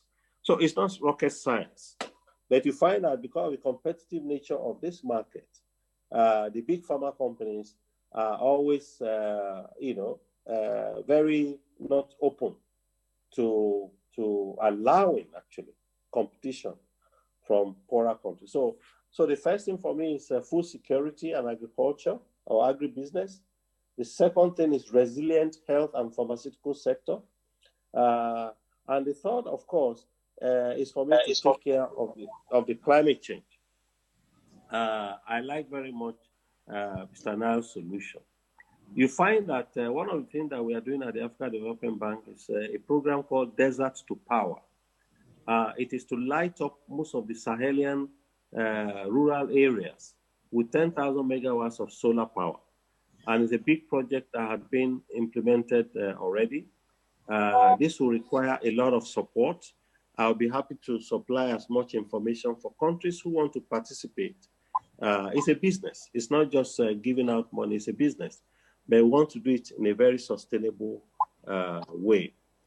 To recap, well, of course, the bank also has specialized program for women, for the youth. We have what we call the Youth Innovation Fund to encourage young people, because you find that among the youth are the most energetic and creative group of people, as the colleague from Taiwan mentioned earlier. So the program of the bank actually covers almost all of these areas. There are 5 pillars of the African Development Bank called High Five. The first one is called Feed Africa Program. It is designed to support agriculture, $25 billion over the next 10 years. The second one is called Light Up Africa, which includes, of course, sustainable energy solutions. The third one is called Integrate Africa. Integrate Africa is a big program that is supporting the integration of Africa. As you know, the African Union has come up with the African AFCTA, the free trade area for Africa, probably the biggest zone created up to date, 1.3 billion people. I know there are new zones being created recently, but that's a big zone with over $3 trillion GDP. I think this is an area that there could be a lot of collaboration between Asia and Africa, and an area also in which African countries can trade better among themselves. What you find today is that even when you produce value additions, it's very difficult because of tariff escalation to export to certain countries, particularly in Europe. So creating this zone, I think, will help African countries, as had been done in Asia, to trade among themselves better. Today, tariffs between African countries are higher than tariffs between Africa and other countries. These are the issues that the African Development Bank is trying to also assist with African countries to get rid of. The fourth program in the high five is called Industrialize Africa. This is, for me, very central to development going forward. Industrialize Africa means simply to modernize every sector, whether it's the agricultural sector, whether it's the medical sector. Industrializing Africa simply means you need to catch up with the rest of the world. So, and that includes small, medium, large enterprises. The bank is supporting countries to process their own minerals, is supporting them to modernize the agricultural sector, to provide end-to-end solution, to create zones of prosperity from zones of poverty, particularly in the rural areas. This is where you find the most of the poor people. And therefore, we're trying to upgrade agricultural solutions in those areas. And the last pillar of the bank is called Improve the Quality of Life for Africa. And this is where you find the health, pharmaceutical, and other programs of the bank. So I wanted to give this brief, particularly for partnership reasons. I think what this forum is doing is to create a platform whereby all regions of the world can collaborate in terms of sharing solutions, sharing initiatives, and sharing technological solutions, as colleagues earlier mentioned. So I'm offering on this platform that I will be very happy to work with the organizers to see how we can partner with colleagues who want to partner with countries in Africa. We have connections all over the continent. We can talk to most of the heads of state. We have all kinds of agreements where we can make this relatively easy to work with African states.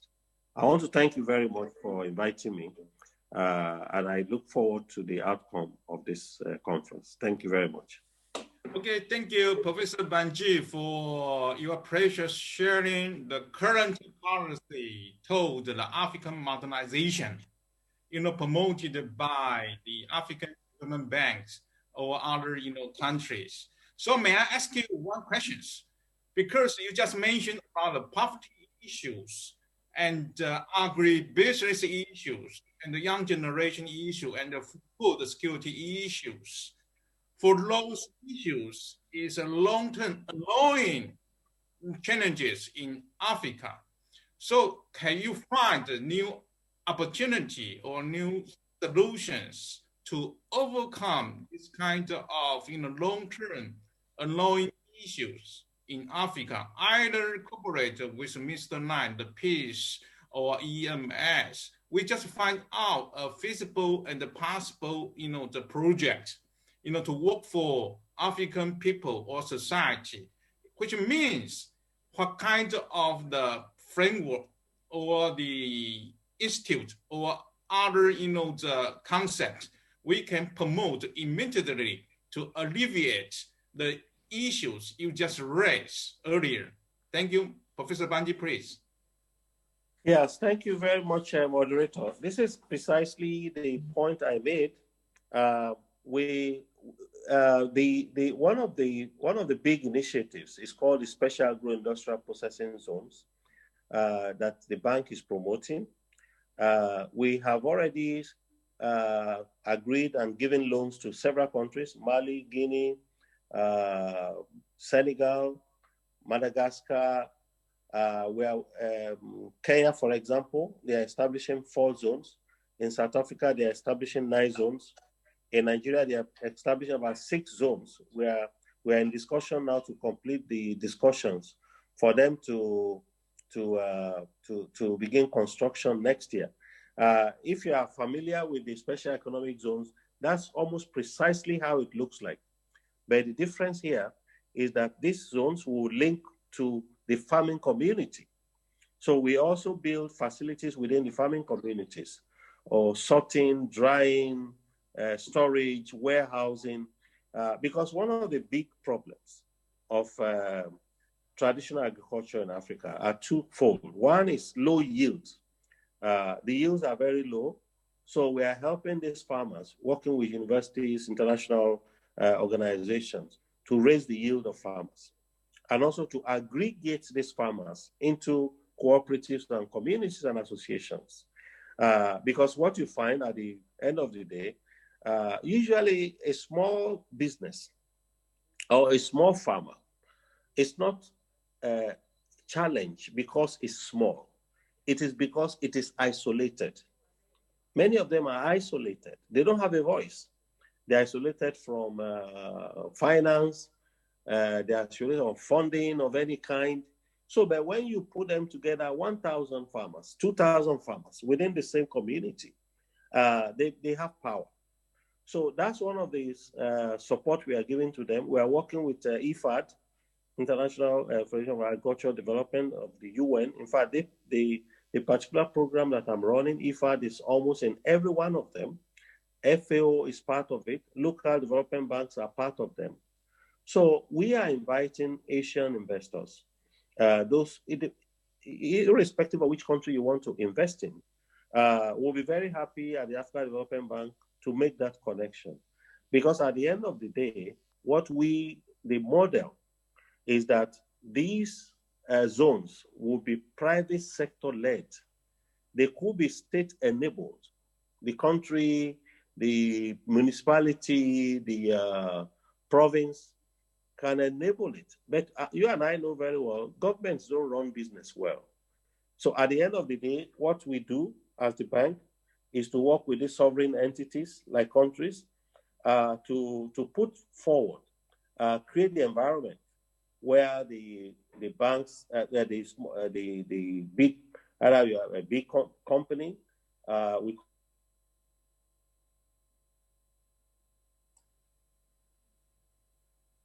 companies from all over the world in many of these sites. So we want, putting it out here, that we want as many as possible.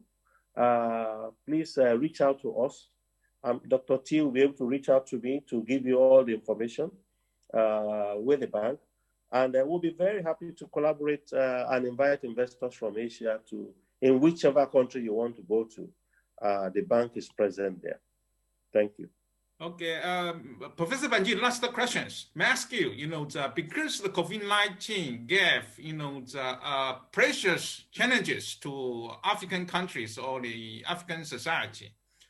So have you found any proper development model for this society, which means, as you mentioned, to cooperate with different, the player in ecosystem, either, from the partners from overseas, experts, so on and so forth. So what's the practical approach, for you, to implement the idea of developing, the African community? Yes, please. In your mind. Yeah. No, thank you very much. As you will observe, I think most of the African countries were able to escape this pandemic far more than happened elsewhere. Maybe like Asia, we also had experience with Ebola, like you had with SARS. So many of the countries were actually a bit far more ready to deal with the pandemic. So they were able to immediately upgrade some of the facilities that were there. As you know, African countries, many of them are not rich, but they were able to do whatever they could with the help of partners like the WHO and so forth to stem the spread of the pandemic far better than it was in the other countries. But going forward, as I said earlier, I think these countries would need to build better, more resilient health and pharmaceutical sectors.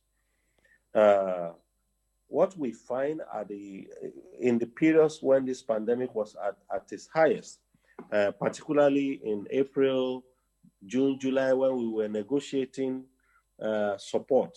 By the way, the bank gave close to $10 billion to support most of the African countries. some in terms of loans. As you know, they all own the bank, just like the Asian Development Bank. So through loans, through grants, through aids, and so forth, $10 billion package was made possible to support them, because many of them had their economies totally in trouble. So through budget support, but also through emergency support, like hospitals, like test kits, like PPEs and so forth. So what we are advocating, and in fact, right now the bank is coming up with a big health and pharmaceutical strategy. Because of what has happened, the lesson going forward is that we need to support these countries to build better health, health and pharma resilient system, hospital system, at the very local levels, to ensure that they can respond better and faster. As we say, building back better and faster. So our focus in response to this COVID is that we are supporting African countries to be able to basically manufacture their own basic drugs. I mean, I'm not saying that some of them, some are far more advanced. South Africa, Nigeria, Morocco, Egypt, and so forth. Some of them have big drug companies collaborating, for example, with some of the big European companies. But we are saying that even small and medium companies should be able to do better and manufacture the most pervasive, to deal with the most pervasive diseases instead of waiting. At the height of that pandemic, as I was saying earlier, we suddenly found that several countries had money, but they couldn't even buy, because you were right at the very back of the supply chain. Everybody looks after their own citizens first, and this is happening again with the vaccine. So in terms of investment, again, I would say one of the areas that Asian countries could invest is in pharma and health sectors in Africa, diagnostics, PPEs, and all those areas where we want to be sure that next time around, these countries will not be so exposed. Because what we find this time around was a real exposure. Many were really badly affected. Food systems were disrupted. The health systems, thankfully, we didn't go into the kind of what you find, say, in the US today. But again, these are poor countries, some of them. So partnership will be key going forward.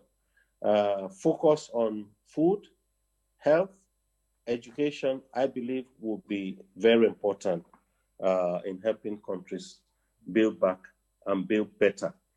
Thank you. Thank you, Professor Banji. Thanks for your final conclusion. We got to build up the global partnership.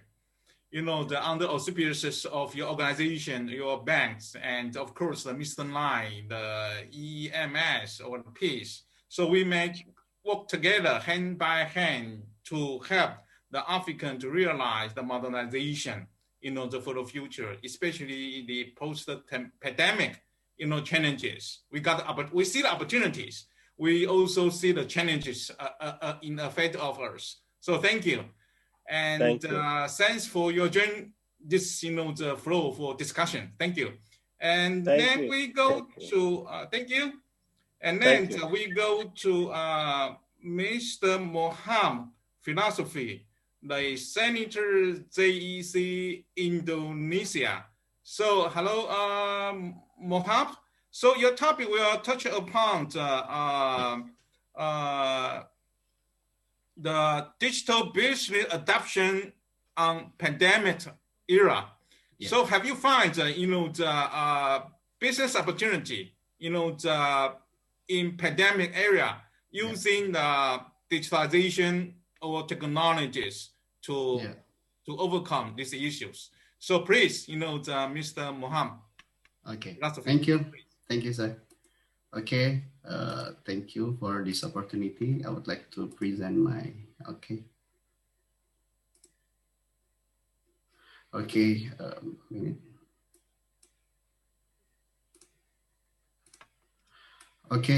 Good afternoon, everyone. Please let me introduce myself. My name is Muhammad Filosofi. You can call me Philo. I'm the CEO of LegalCo. LegalCo is a legal tech company in Indonesia. Thank you for the opportunity and inviting me. Okay, I would like to introduce my business background. LegalCo is integrated legal service platform with supporting micro, small, medium business in Indonesia. So we're basically a legal technology company. Okay, and this is one of our solution is a legal business on-demand services. So in most Asian country, there's a lot of on-demand business, but we focusing on company establishment, intellectual properties registration, license permit, and virtual office establishment in Indonesia. So it's related to investment in Indonesia. Also, we have LegalDoc. LegalDoc is document management and contract automation technology. So we hope that everyone can access a legal document easily. They only need put some wording and our engine will create the document. So this is one of the popular document management in Indonesia. Also, this is the opportunity when a pandemic happened in Indonesia about the electronic signature and authorized management, legal sign. Legal sign, it will make any authorization can be done by remote and secure. So this is our product. Also Legal Room, we also have the Legal Practitioner Forum. This is a community engagement platform with supporting legal service provider to getting information related to legal cases, regulation, and educational experience from other members. So we already achieved like 2,000 members of legal practitioner. Okay, back to the topic. Why is my major topic related to digital adaptation on pandemic? Since we know many businesses are under threat during this pandemic, some companies and entrepreneurs not ready to face business maneuver. And also there's two aspirations of entrepreneur during this pandemic. The first is must be able to survive, plus be able to adjust the business model during pandemic. So it's of course will change at least 30% of consumer lifestyle. Okay, on the other hand, from the number of pressure that most startup perform efficiency, there are startup have actually increased production costs, the employee and increase the employee staff. So before the pandemic, this is for the projection about the like 74% of digital business company still in the good condition at the end 2019. However, now only 33% are in good condition, since 42.5% of digital business are also impacting during the pandemic, and only like 24% are in normal condition. So, okay, of course, okay, sorry. So after this, so I think what we need to do after the pandemic. This is the projection of the industrial impact in Indonesia, like related to F&B, especially restaurant sector, offline services, transportation, and hospitality are the hardest hit. While telemedicine, logistics, health, information technology, and education sector were quite rising due to the demands of this pandemic situation. And this is a few digital companies that closed during the pandemic. Zomato is only Indonesia closed. Oyo, Belanja.com is like a retail, and also a lot of digital company. Okay, so how we respond, how digital business responded to the pandemic. The first, I think we need to pivoting. Among the others survive digital business, they did at least two of this. The first is pivoting, they shifting the new strategy, changing platform, or focusing on different market. The second one is about the business continuity plan. I will explain it in the next slide. The third one is a payment relaxation. It is intended to minimize cash outflow when the economy is slowing down while trying to employ a new revenue model. And the fourth is a new product establishment. So this is the way to adapt with the pandemic. So they create a new product or new services. Some of F&B creating the new business model such as frozen food. So they're not providing anymore as restaurant or dine-in services. Okay, so not all pivot, but also not all pivot result in good business performance. This is three condition is necessary for our for digital business for pivoting. The first is the pivot must align the firm with one or more the long-term trends. So I think also they need to adjust with the trends of consumer behavior now. The second one, pivot must come as a lateral extension of the firm existing capabilities. And the third, the pivots must offer a sustainability path of profitability. So this is the component what we need to consider. Also, business continuity plan means creating system of prevention and recovery to deal with potential threat to the company. This can be done with the following step. The first is company needs to be determined certain trigger points to serve a leading indicator along the applicable threshold. The second one, several trigger points needs to be considered as during the pandemic period. Each critical point, like a social distancing, lockdown, or recovery pace, need to be addressed appropriately with different strategies. And the third one, when the threshold is breached, it will provide a signal to execute the relevant pace of the business continuity plan. The fourth one, and during the plan implementation, company needs to continuously monitor and evaluate its effectiveness. And this is some of example of the business adaptation. Some of it, there is IoT on retail industry now, like inventory technology, or in utility power industry related to the monitoring tools technology, and also adaptation on agriculture, which using drone and geotagging livestock technology. This is also how the industry respond to the pandemic. Okay, and how we digital company adapt. The first is to adjust the business model. This is a pivoting strategy. The second one, we also releasing the various product and supply chain, and digital approach and implementation, of course, since there's a lockdown in some area. And the fourth one is efficient management of cash flow. I think that is our presentation. Thank you. Okay, Mr. Banji, thank you. Thanks for your sharing your observation regarding the digitalization in Indonesia. May I ask you one question? Yeah. Based on your observation in Indonesia, how young generation or business SMEs in Indonesia using digitalization technology to overcome, the pandemic challenges in your society? Okay. Since also there's new behavior such as working from office, working from home and study from home, they have a good technology literacy now. They're using a lot of digital platform. They will using the technology really effective. So I think the demand of the digitalization business is also quite high, such as the furniture with e-commerce on furniture. A lot of e-commerce still the sale is still high. So young generation which good in technology also adapting really good at this pandemic.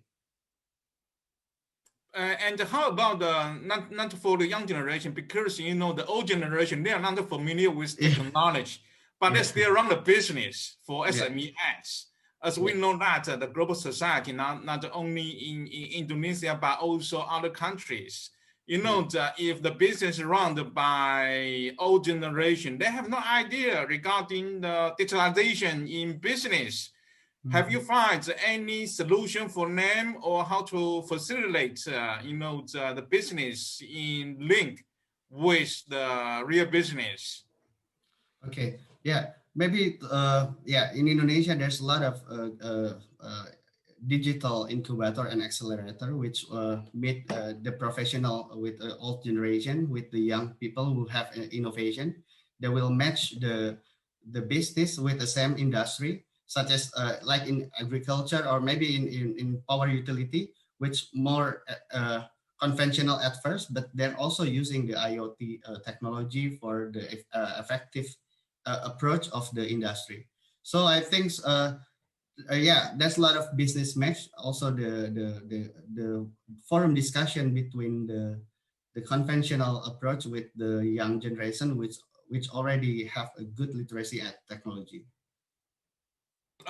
So last the questions.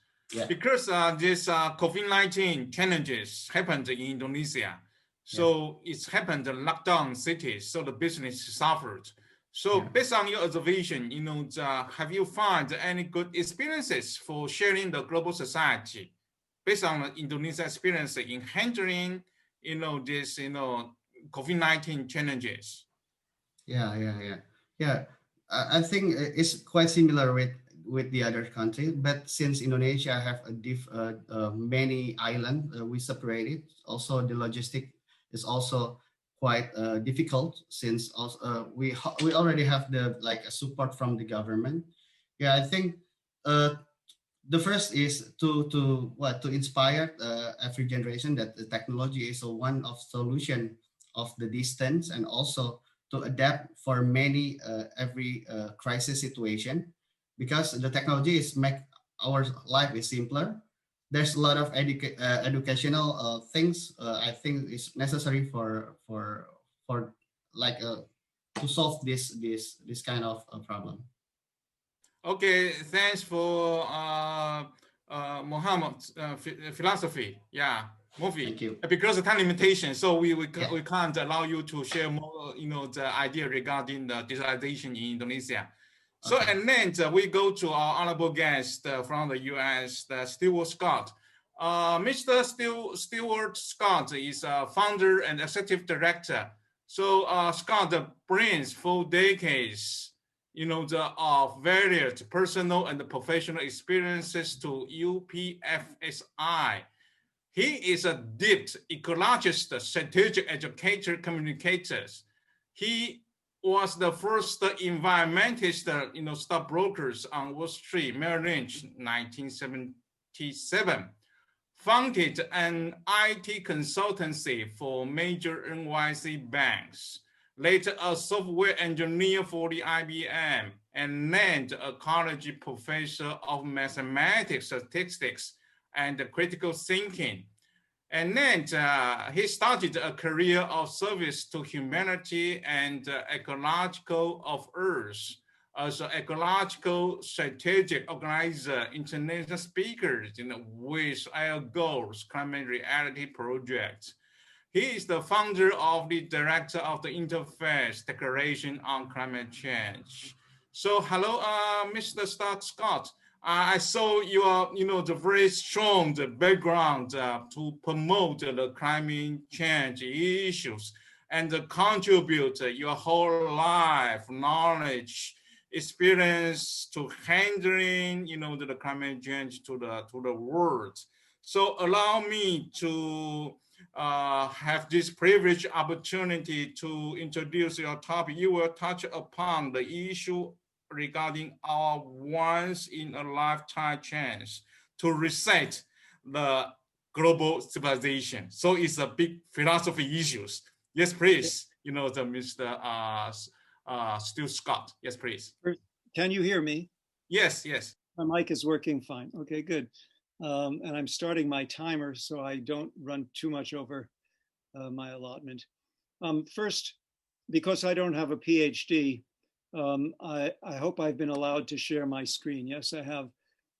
My calling has been, shall we say, through my work at the UN climate negotiations. I was the person to introduce Greta Thunberg, who is now famous, at COP 23 in Katowice, Poland. I convinced Dr. James Hansen. I'm not getting him up now. Let's see, new share. Dr. James Hansen share. No, I'm not seeing it. What are you seeing? Are you seeing Hansen? It's not clear where my share is going. Yes, anyhow, You see, Dr. Hansen, good. Yes. I have a relationship going with the Vatican. Actually, it's more properly called the Holy See. I've met Pope Francis, and I have a close relationship with Cardinal Turkson, who is actually his speechwriter on matters of ecology and economics. So I have some background. I'm not doing this to brag. I'm doing this basically to establish my credibility, since I don't have a PhD to a doctor, that magic title. So I have a contrarian view of many things. Yes, you mentioned that I had been on Wall Street many years ago, and I was the first environmentalist stockbroker, first person to hang out a shingle, so to speak, saying, if you share my values and want to invest in environmentally sound companies, please let me know. But I was at Merrill Lynch, and they said, it's a wonderful idea, but you can't do it here because the companies that you want to follow are too small. I went on to other things. I have my contrarian view from those days. That's why I bring that experience up. Because when most people are rushing in one direction, that's the time to be going in the other direction. When the front pages are saying, oh, new highs, and everyone's getting the money out of the bank and investing it, that's the time to be selling your stocks. But my contrarian view relates to many things. And I have a contrarian view about the current COVID epidemic. Now, I respect all of the lives that have been lost, all of the suffering that is going on, the devastation, shall we say, to business world. But if you'll notice something, the banks have not been really scathed. And with respect to one of the gentlemen who presented before me, the African Development Bank, at one point I heard him talking about how they are funding that, how they are lending money to this and that. The lending of money creates implicit in it an exponential growth to the amount of money in the world, an exponential growth to the economies of the world. Almost every nation on earth is managed by, is controlled by their central bank. Even though they have governments and the governments appear to be leading, it's the bankers who are in control. I'll quote a fairly well-known quote from Meyer Rothschild, the patriarch of the famous Rothschild family, who said, "Give me the power to create the money of a nation, and I care not who makes the laws." We have signed up for an economic system which we have learned after 100 years to just call economics, which is a defective system. It's defective because every person, every company, every country wants to grow, grow, grow, grow. We no longer have room for growth. Humanity is exhausting the planet. Humanity is devastating the ecology of the planet. 96% of the biomass of the planet is us and our animals, our livestock. Wild animals remain 4% of the biomass of the planet. This is ridiculous. Now, I'm going to give 1 minute of my presentation. I'm going to share with a very famous ecologist. Let me start this going, and you can see for yourself. I am David Attenborough, and I am 93. I've had the most extraordinary life. It's only now that I appreciate how extraordinary. The living world is a unique and spectacular marvel. Yet the way we humans live on Earth is sending it into a decline. Human beings have overrun the world. Our planet is headed for disaster. We need to learn how to work with nature rather than against it.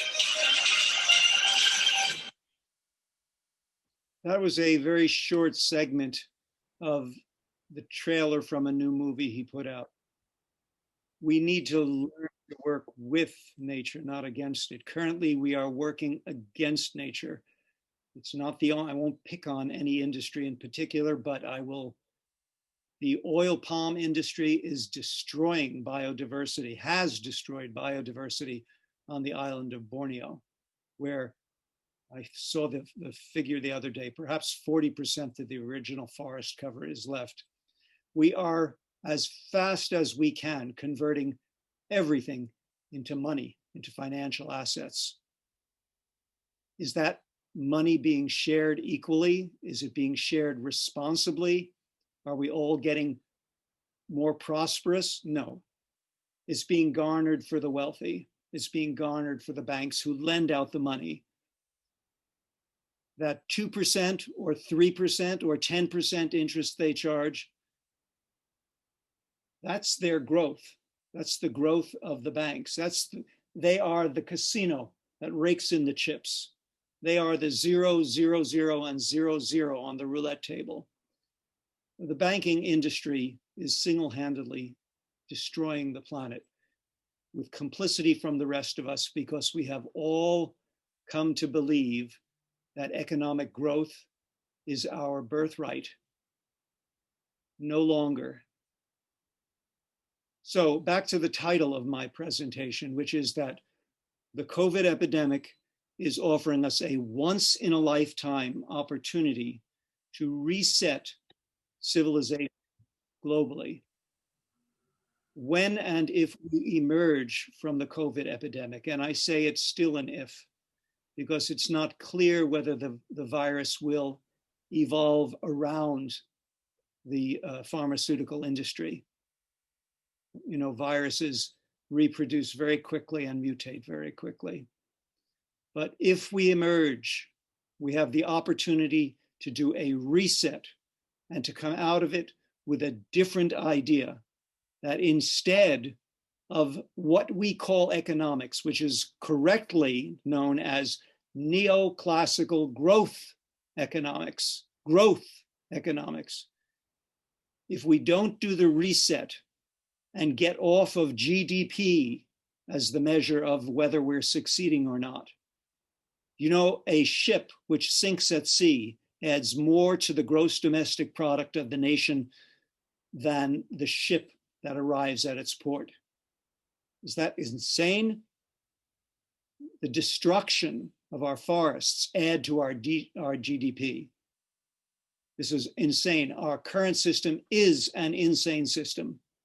It was installed for us. It was a trick by J.P. Morgan, who installed it at the University of Chicago Business School 100 years ago. And now we're saddled with it. I'm going to offer as the alternative, let me share my screen. I'm going to offer something called ecological economics. Herman Daly is, I credit him as the founder and father of ecological economics.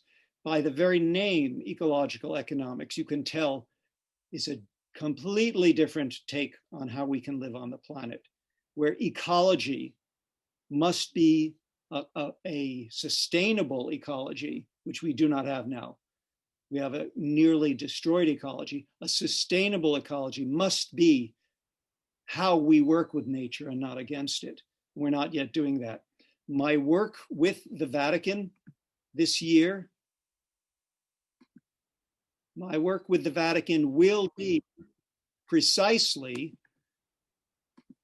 to get the Pope messaging more clearly about ecological economics, because Pope Francis, God bless him, and I'm not Catholic or Christian, but God bless him, he has aligned himself with the best interests of the planet, with the best interests of people who have been suppressed by the current economic system. And with that, I will yield. And if you have any questions or want me to amplify anything, I don't want to go too much over my time allotment. Okay, thank you, Mr. Scott, for sharing your observation regarding the reset, the global civilization based on the ecological economy. So, allow me to ask you one question. Please. You know, the being a great philosopher, as you mentioned, we got to emphasize on the importance of the justice in the global civilization. Yes. So nowadays, the human being lost the old philosophy on so-called justice. So COVID-19 gave us a big lessons to the human beings.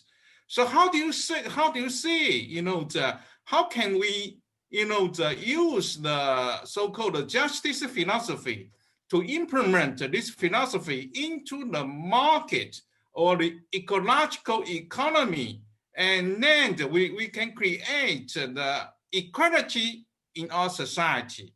So that's we can promote in this forum. Yes, please, Ms. Scott. It's a wonderful question. I'll have to say it's very difficult for me to answer it because you're saying, how do we fix a lack in our global personality when leaders like the outgoing Trump administration have no sense of justice, none whatsoever? When so many leaders, they talk a nice story about how it's important to share, for other nations to be empowered, they don't really mean it. They want to grow their own. Even if you look at the UN Sustainable Development Goals, goal number 8 is good jobs and economic growth. They say good jobs in rising economies, in what we used to call third world economies, developing nation economies. But we have to be allowed to grow too, we being the developed nations of the North. I think where we went wrong is when we secularized education. The example, the poster child being Thailand, where before the 1950s, the education of Thailand was managed by the monkhood. It included religious teaching, ethical teaching, along with academic teaching. And the United States came along and said to the Thai government, separate them. And so now we have an education system in Thailand which does not teach ethics. I had a meeting with the Speaker of the Malaysian Parliament. Now I forget his name, I'm sorry to say. When I did a workshop there, I conducted a workshop about 2 years ago. And I met with him and I was ready to give him a bombshell of an idea. I said, I have a very good idea for you. He said, what? I said, pass a law that every business major must take one course in ecology and one course in ethics. And you, Malaysia, will change the world. You will change the model. Because right now we're turning out MBA after MBA with no ethics. They're being taught money first, me first. So how we change that, I just told you. Some country steps up to the plate and passes a law so that every graduating MBA must study ethics and ecology. And that's how we reintroduce justice, justice within humanity and justice within the community of species of which we are only one, but we have overrun the world. Thank you, Mr. Scott. You are, you know, the final conclusion. We got to emphasize the importance of the humanity in justice for the global society. So we, again, we work together to, you know, realize, you know, these targets for the beautiful future in the global society. Thank you. And then we go to our final speaker, Dr. Michael Hand. Dr. Michael is the founder of the director, the Blue Leadership Institute, the founder, the partner, Tao Case, you know, the groups in Singapore, and the principal consultant, People Worldwide Consulting, and the founder director Energy Corporation Global Companies. And he is also NTU Associate Professor, Skill the Future Mental and Professional Development Committee, Singapore Institute of the Directors. Michael is also important actors in this forum, and he made tremendous contributions to organize today's forum. So Michael, you will touch upon the topic for the future jobs in the future of the world.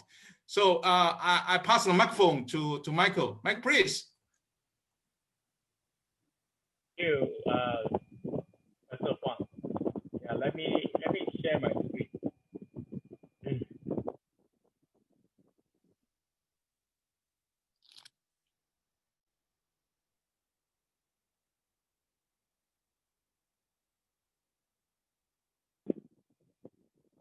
Hi, hello everybody. Thank you to be back here. I see a few familiar faces from last year's FEC. Yeah, I'm so happy to be here, very privileged to share with you on these priorities in the post-pandemic era. My topic is on the future jobs for the future of work. I want to talk a little bit about digitalization and the token economy that's coming up, right? In our response to COVID.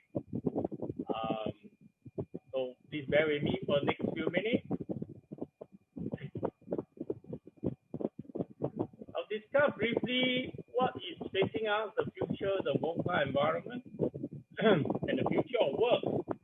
What are the key trends and the technology that is coming upon us, impacting us, and what are the 6 drivers of future work, and what are the trends that I see as moving in the world. I'm essentially a people management person, and the future of jobs to me is very exciting.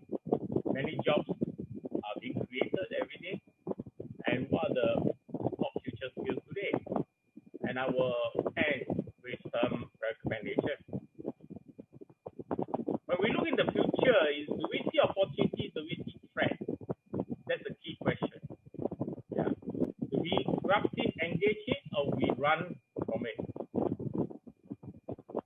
What is happening as we see in the last few months, and even before? Right? It's an environment that is volatile, uncertain, complex, and ambiguous. In the last 6 to 8 months, the world was in panic mode. Right? A reset was suggested a few years back, but this is more than just a reset. This is like a reboot, not a reset. It was like throwing away the things that we know well and starting to do the things that we are afraid to do. Right? The VUCA environment faces us even today as we face the future economy operation. Right? If we look at the last few years, trade has dropped 32%, and there's a lot of misery, and there's a lot of difficulty, and there's a lot of debt, not to mention. So what shall we do? When we look at, say, for example, logistics market, right? It has dropped. Market impact is highly negative. The impact on logistics is indirect. Yeah, very low growth, and the best they could hope for 2020, at least for the first few months, is just 2%. Yeah, this is just for the logistics industry. What is the future of work? Work different. These are the key trends and technology. If you look at it, we are consumed by all these Internet of Things, automation, risk, security, machine learning, deep learning, advanced genomics, consumerization. We heard the earlier speaker mention some of it. Sustainability is so important. It's what are these? Many of us have outgrown so many of these, and we are afraid to learn new skills. They are needed. These things come like a tsunami. This is a tsunami of technology, right? But there are 6 drivers. So once we identify what are the drivers for future work, it's easier. People are living longer, extreme longevity. The computational world is becoming very big. Computers, sensors, processing power is making the world very programmable. Right now, we are having a conference in the digital manner. Incidentally, this conference was supposed to be held in Taiwan, right? But because of the COVID, we couldn't do it. But we did it. We're doing it. Right? We see superstructure organization, new forms of production, organizations spring up, digital organizations spring up. We also see the rise of smart machines and systems. And that's something for us really to know. I've signed up for a course on really smart machines and automation, and my eyes are open. Yeah, it's really something we all really need to know. And then we also encounter new media ecology, new communication from social media happening all the time. Whether we use WhatsApp, we use Zoom, there's so many other things, right, to do, especially in the area of training. We are living, as what Dr. T mentioned in the beginning, we are living in a connected world. We are beginning to understand from COVID. COVID did not respect boundaries. COVID did not respect what our race is. COVID did not respect what our religion. COVID did not respect our background. COVID just drives through the whole world without borders, without boundaries. And COVID reminds us we are indeed living in a connected world. Now, what does this mean? Well, the 6 drivers actually point to maybe 8 skills that are needed to engage these 6 drivers. It's cross-disciplinary. We are bombarded with a lot of sensors giving us information, big data. We need to really understand how to manage this cognitive load management.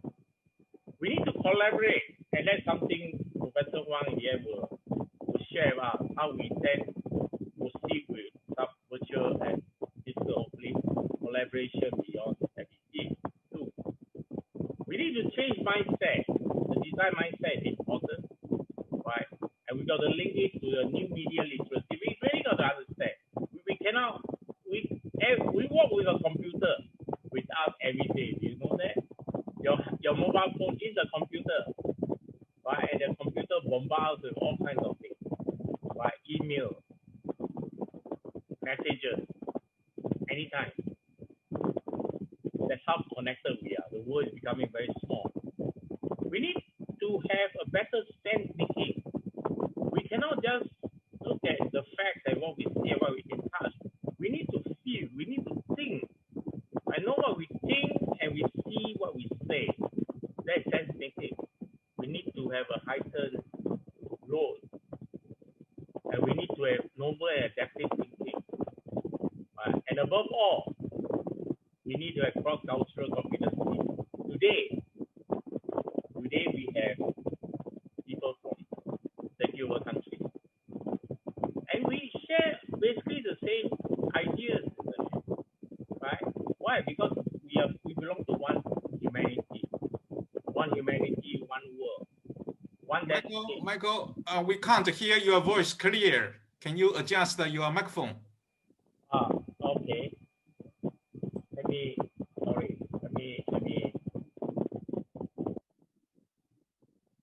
Okay, it's better. Better? Oh no. Okay, try.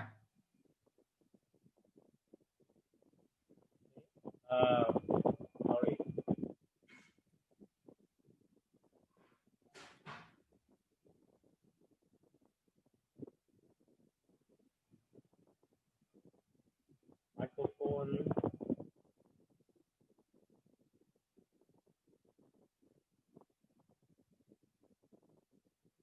sounds like you're out in the wind when you start to speak. Your microphone is getting air passing over. Is it better now? Not better. Yeah. Now better? Okay. So let me get back. Okay. See, high technology give out on me too, you know.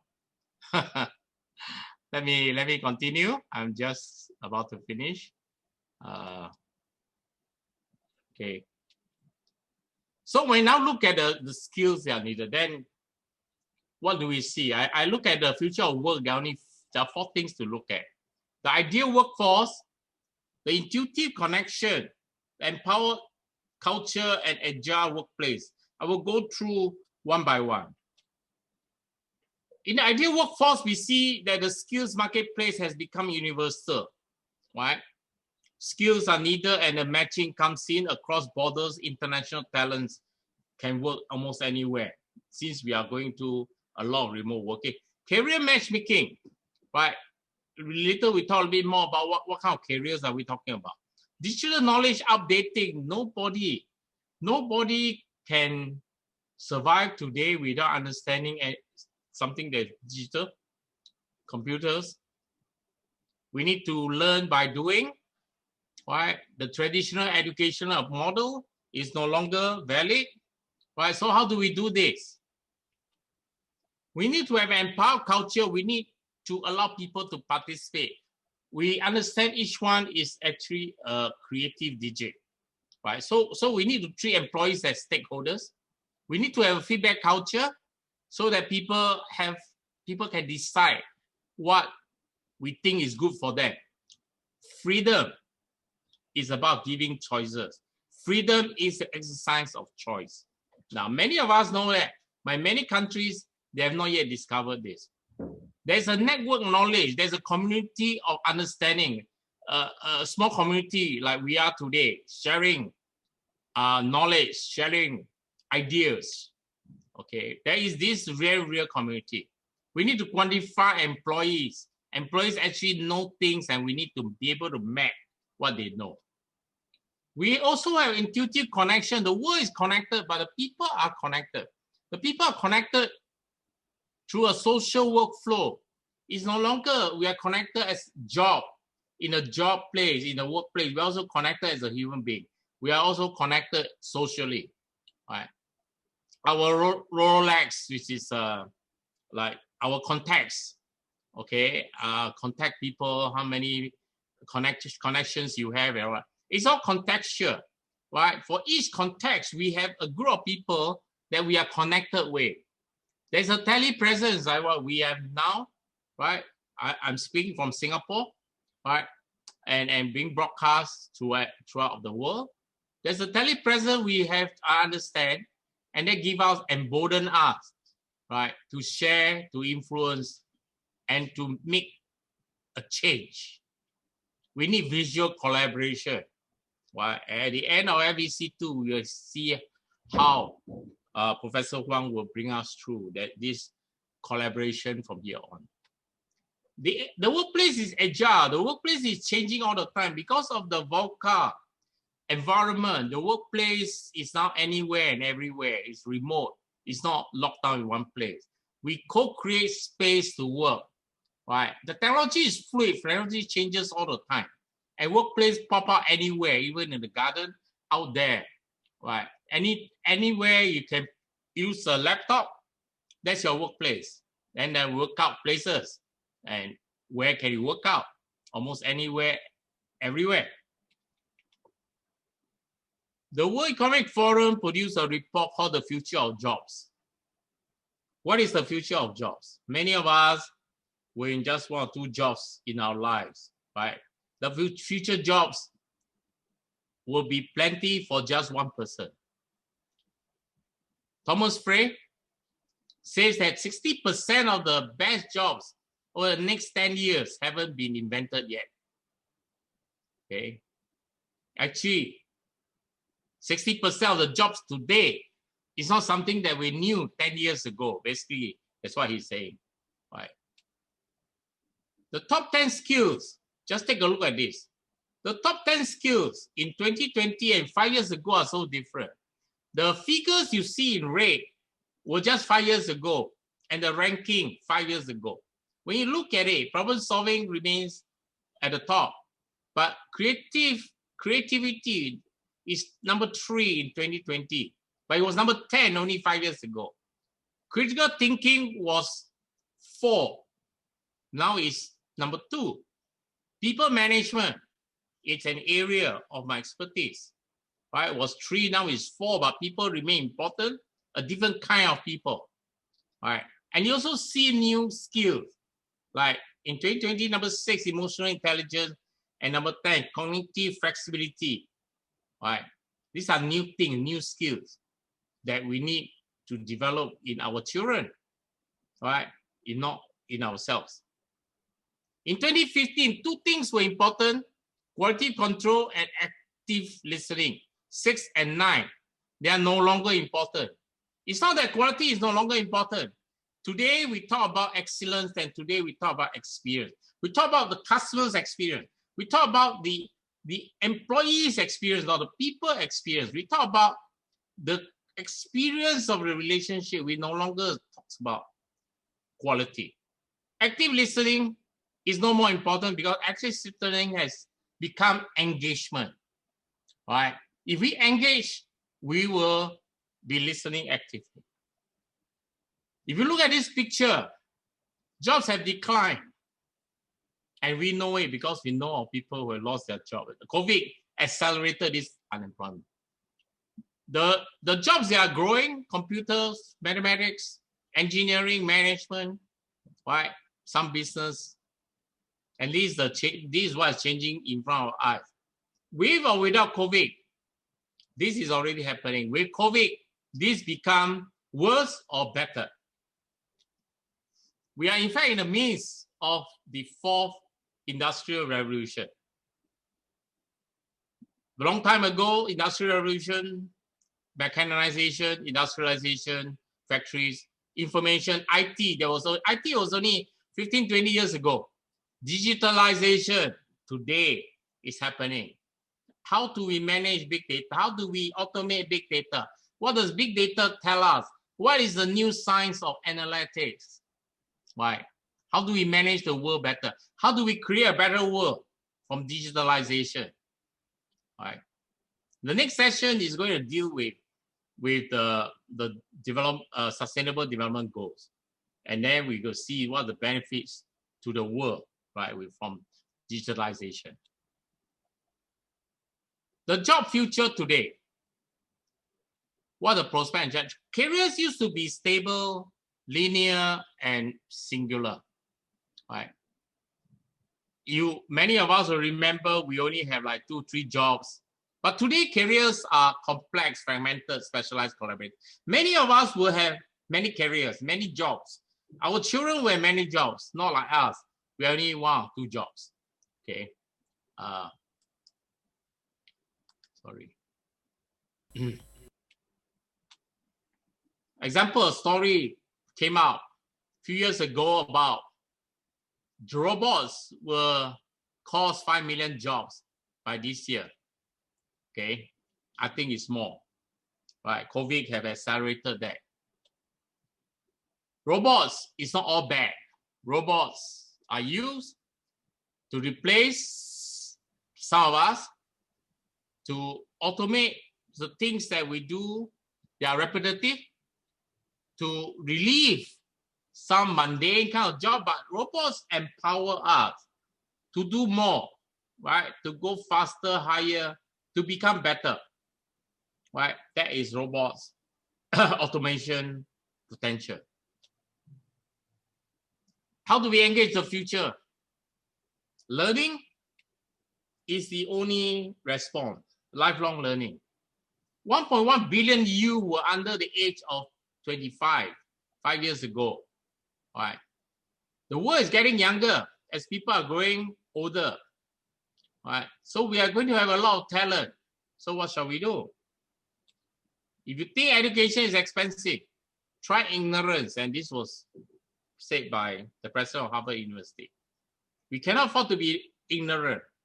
COVID has taught us that unless the scientists get together, they will never have produced the vaccine so fast. We understand that time can be shortened. Somebody asked a CFO, chief financial officer, asked the CEO, what happens if we invest in our people and they leave? And the CEO asks back, what happens if we don't? Will they stay? This is telling us that are we developing our people enough? Are we developing our people in the right direction? In this age of digitalization, as we approach the future, with COVID in the background, and I suspect COVID is coming back, the second round of battle of COVID in 2021, do we decisively become victorious, notwithstanding the vaccine? We underestimate and overestimate technology. Roy Amara was, yeah, I'm finishing 2 slides. Yeah, we tend to overestimate technology in the short run and underestimate in the long run. Okay, so we need to seize the day today. Thank you. Okay, thank you, Michael, for your sharing. Because we got the time limitation and constraints. I understand. So allow me a question to you. But anyway, we got an idea regarding everything got to do with the IoT. And for the future job, we got to emphasize on the importance of digitalization. But anyway, the thanks for all honorable speakers for sharing their topics and their knowledge, the covering on all issues on digitalization and the token economy for post-pandemic. I believe all participants got or learned the latest information, either the ecological, sustainable development, climate change, so on and so forth. So thanks for you all for sharing your such precious experience in the world. I believe our plenary one is very successful in this forum. Thank you all. Thanks for your participation.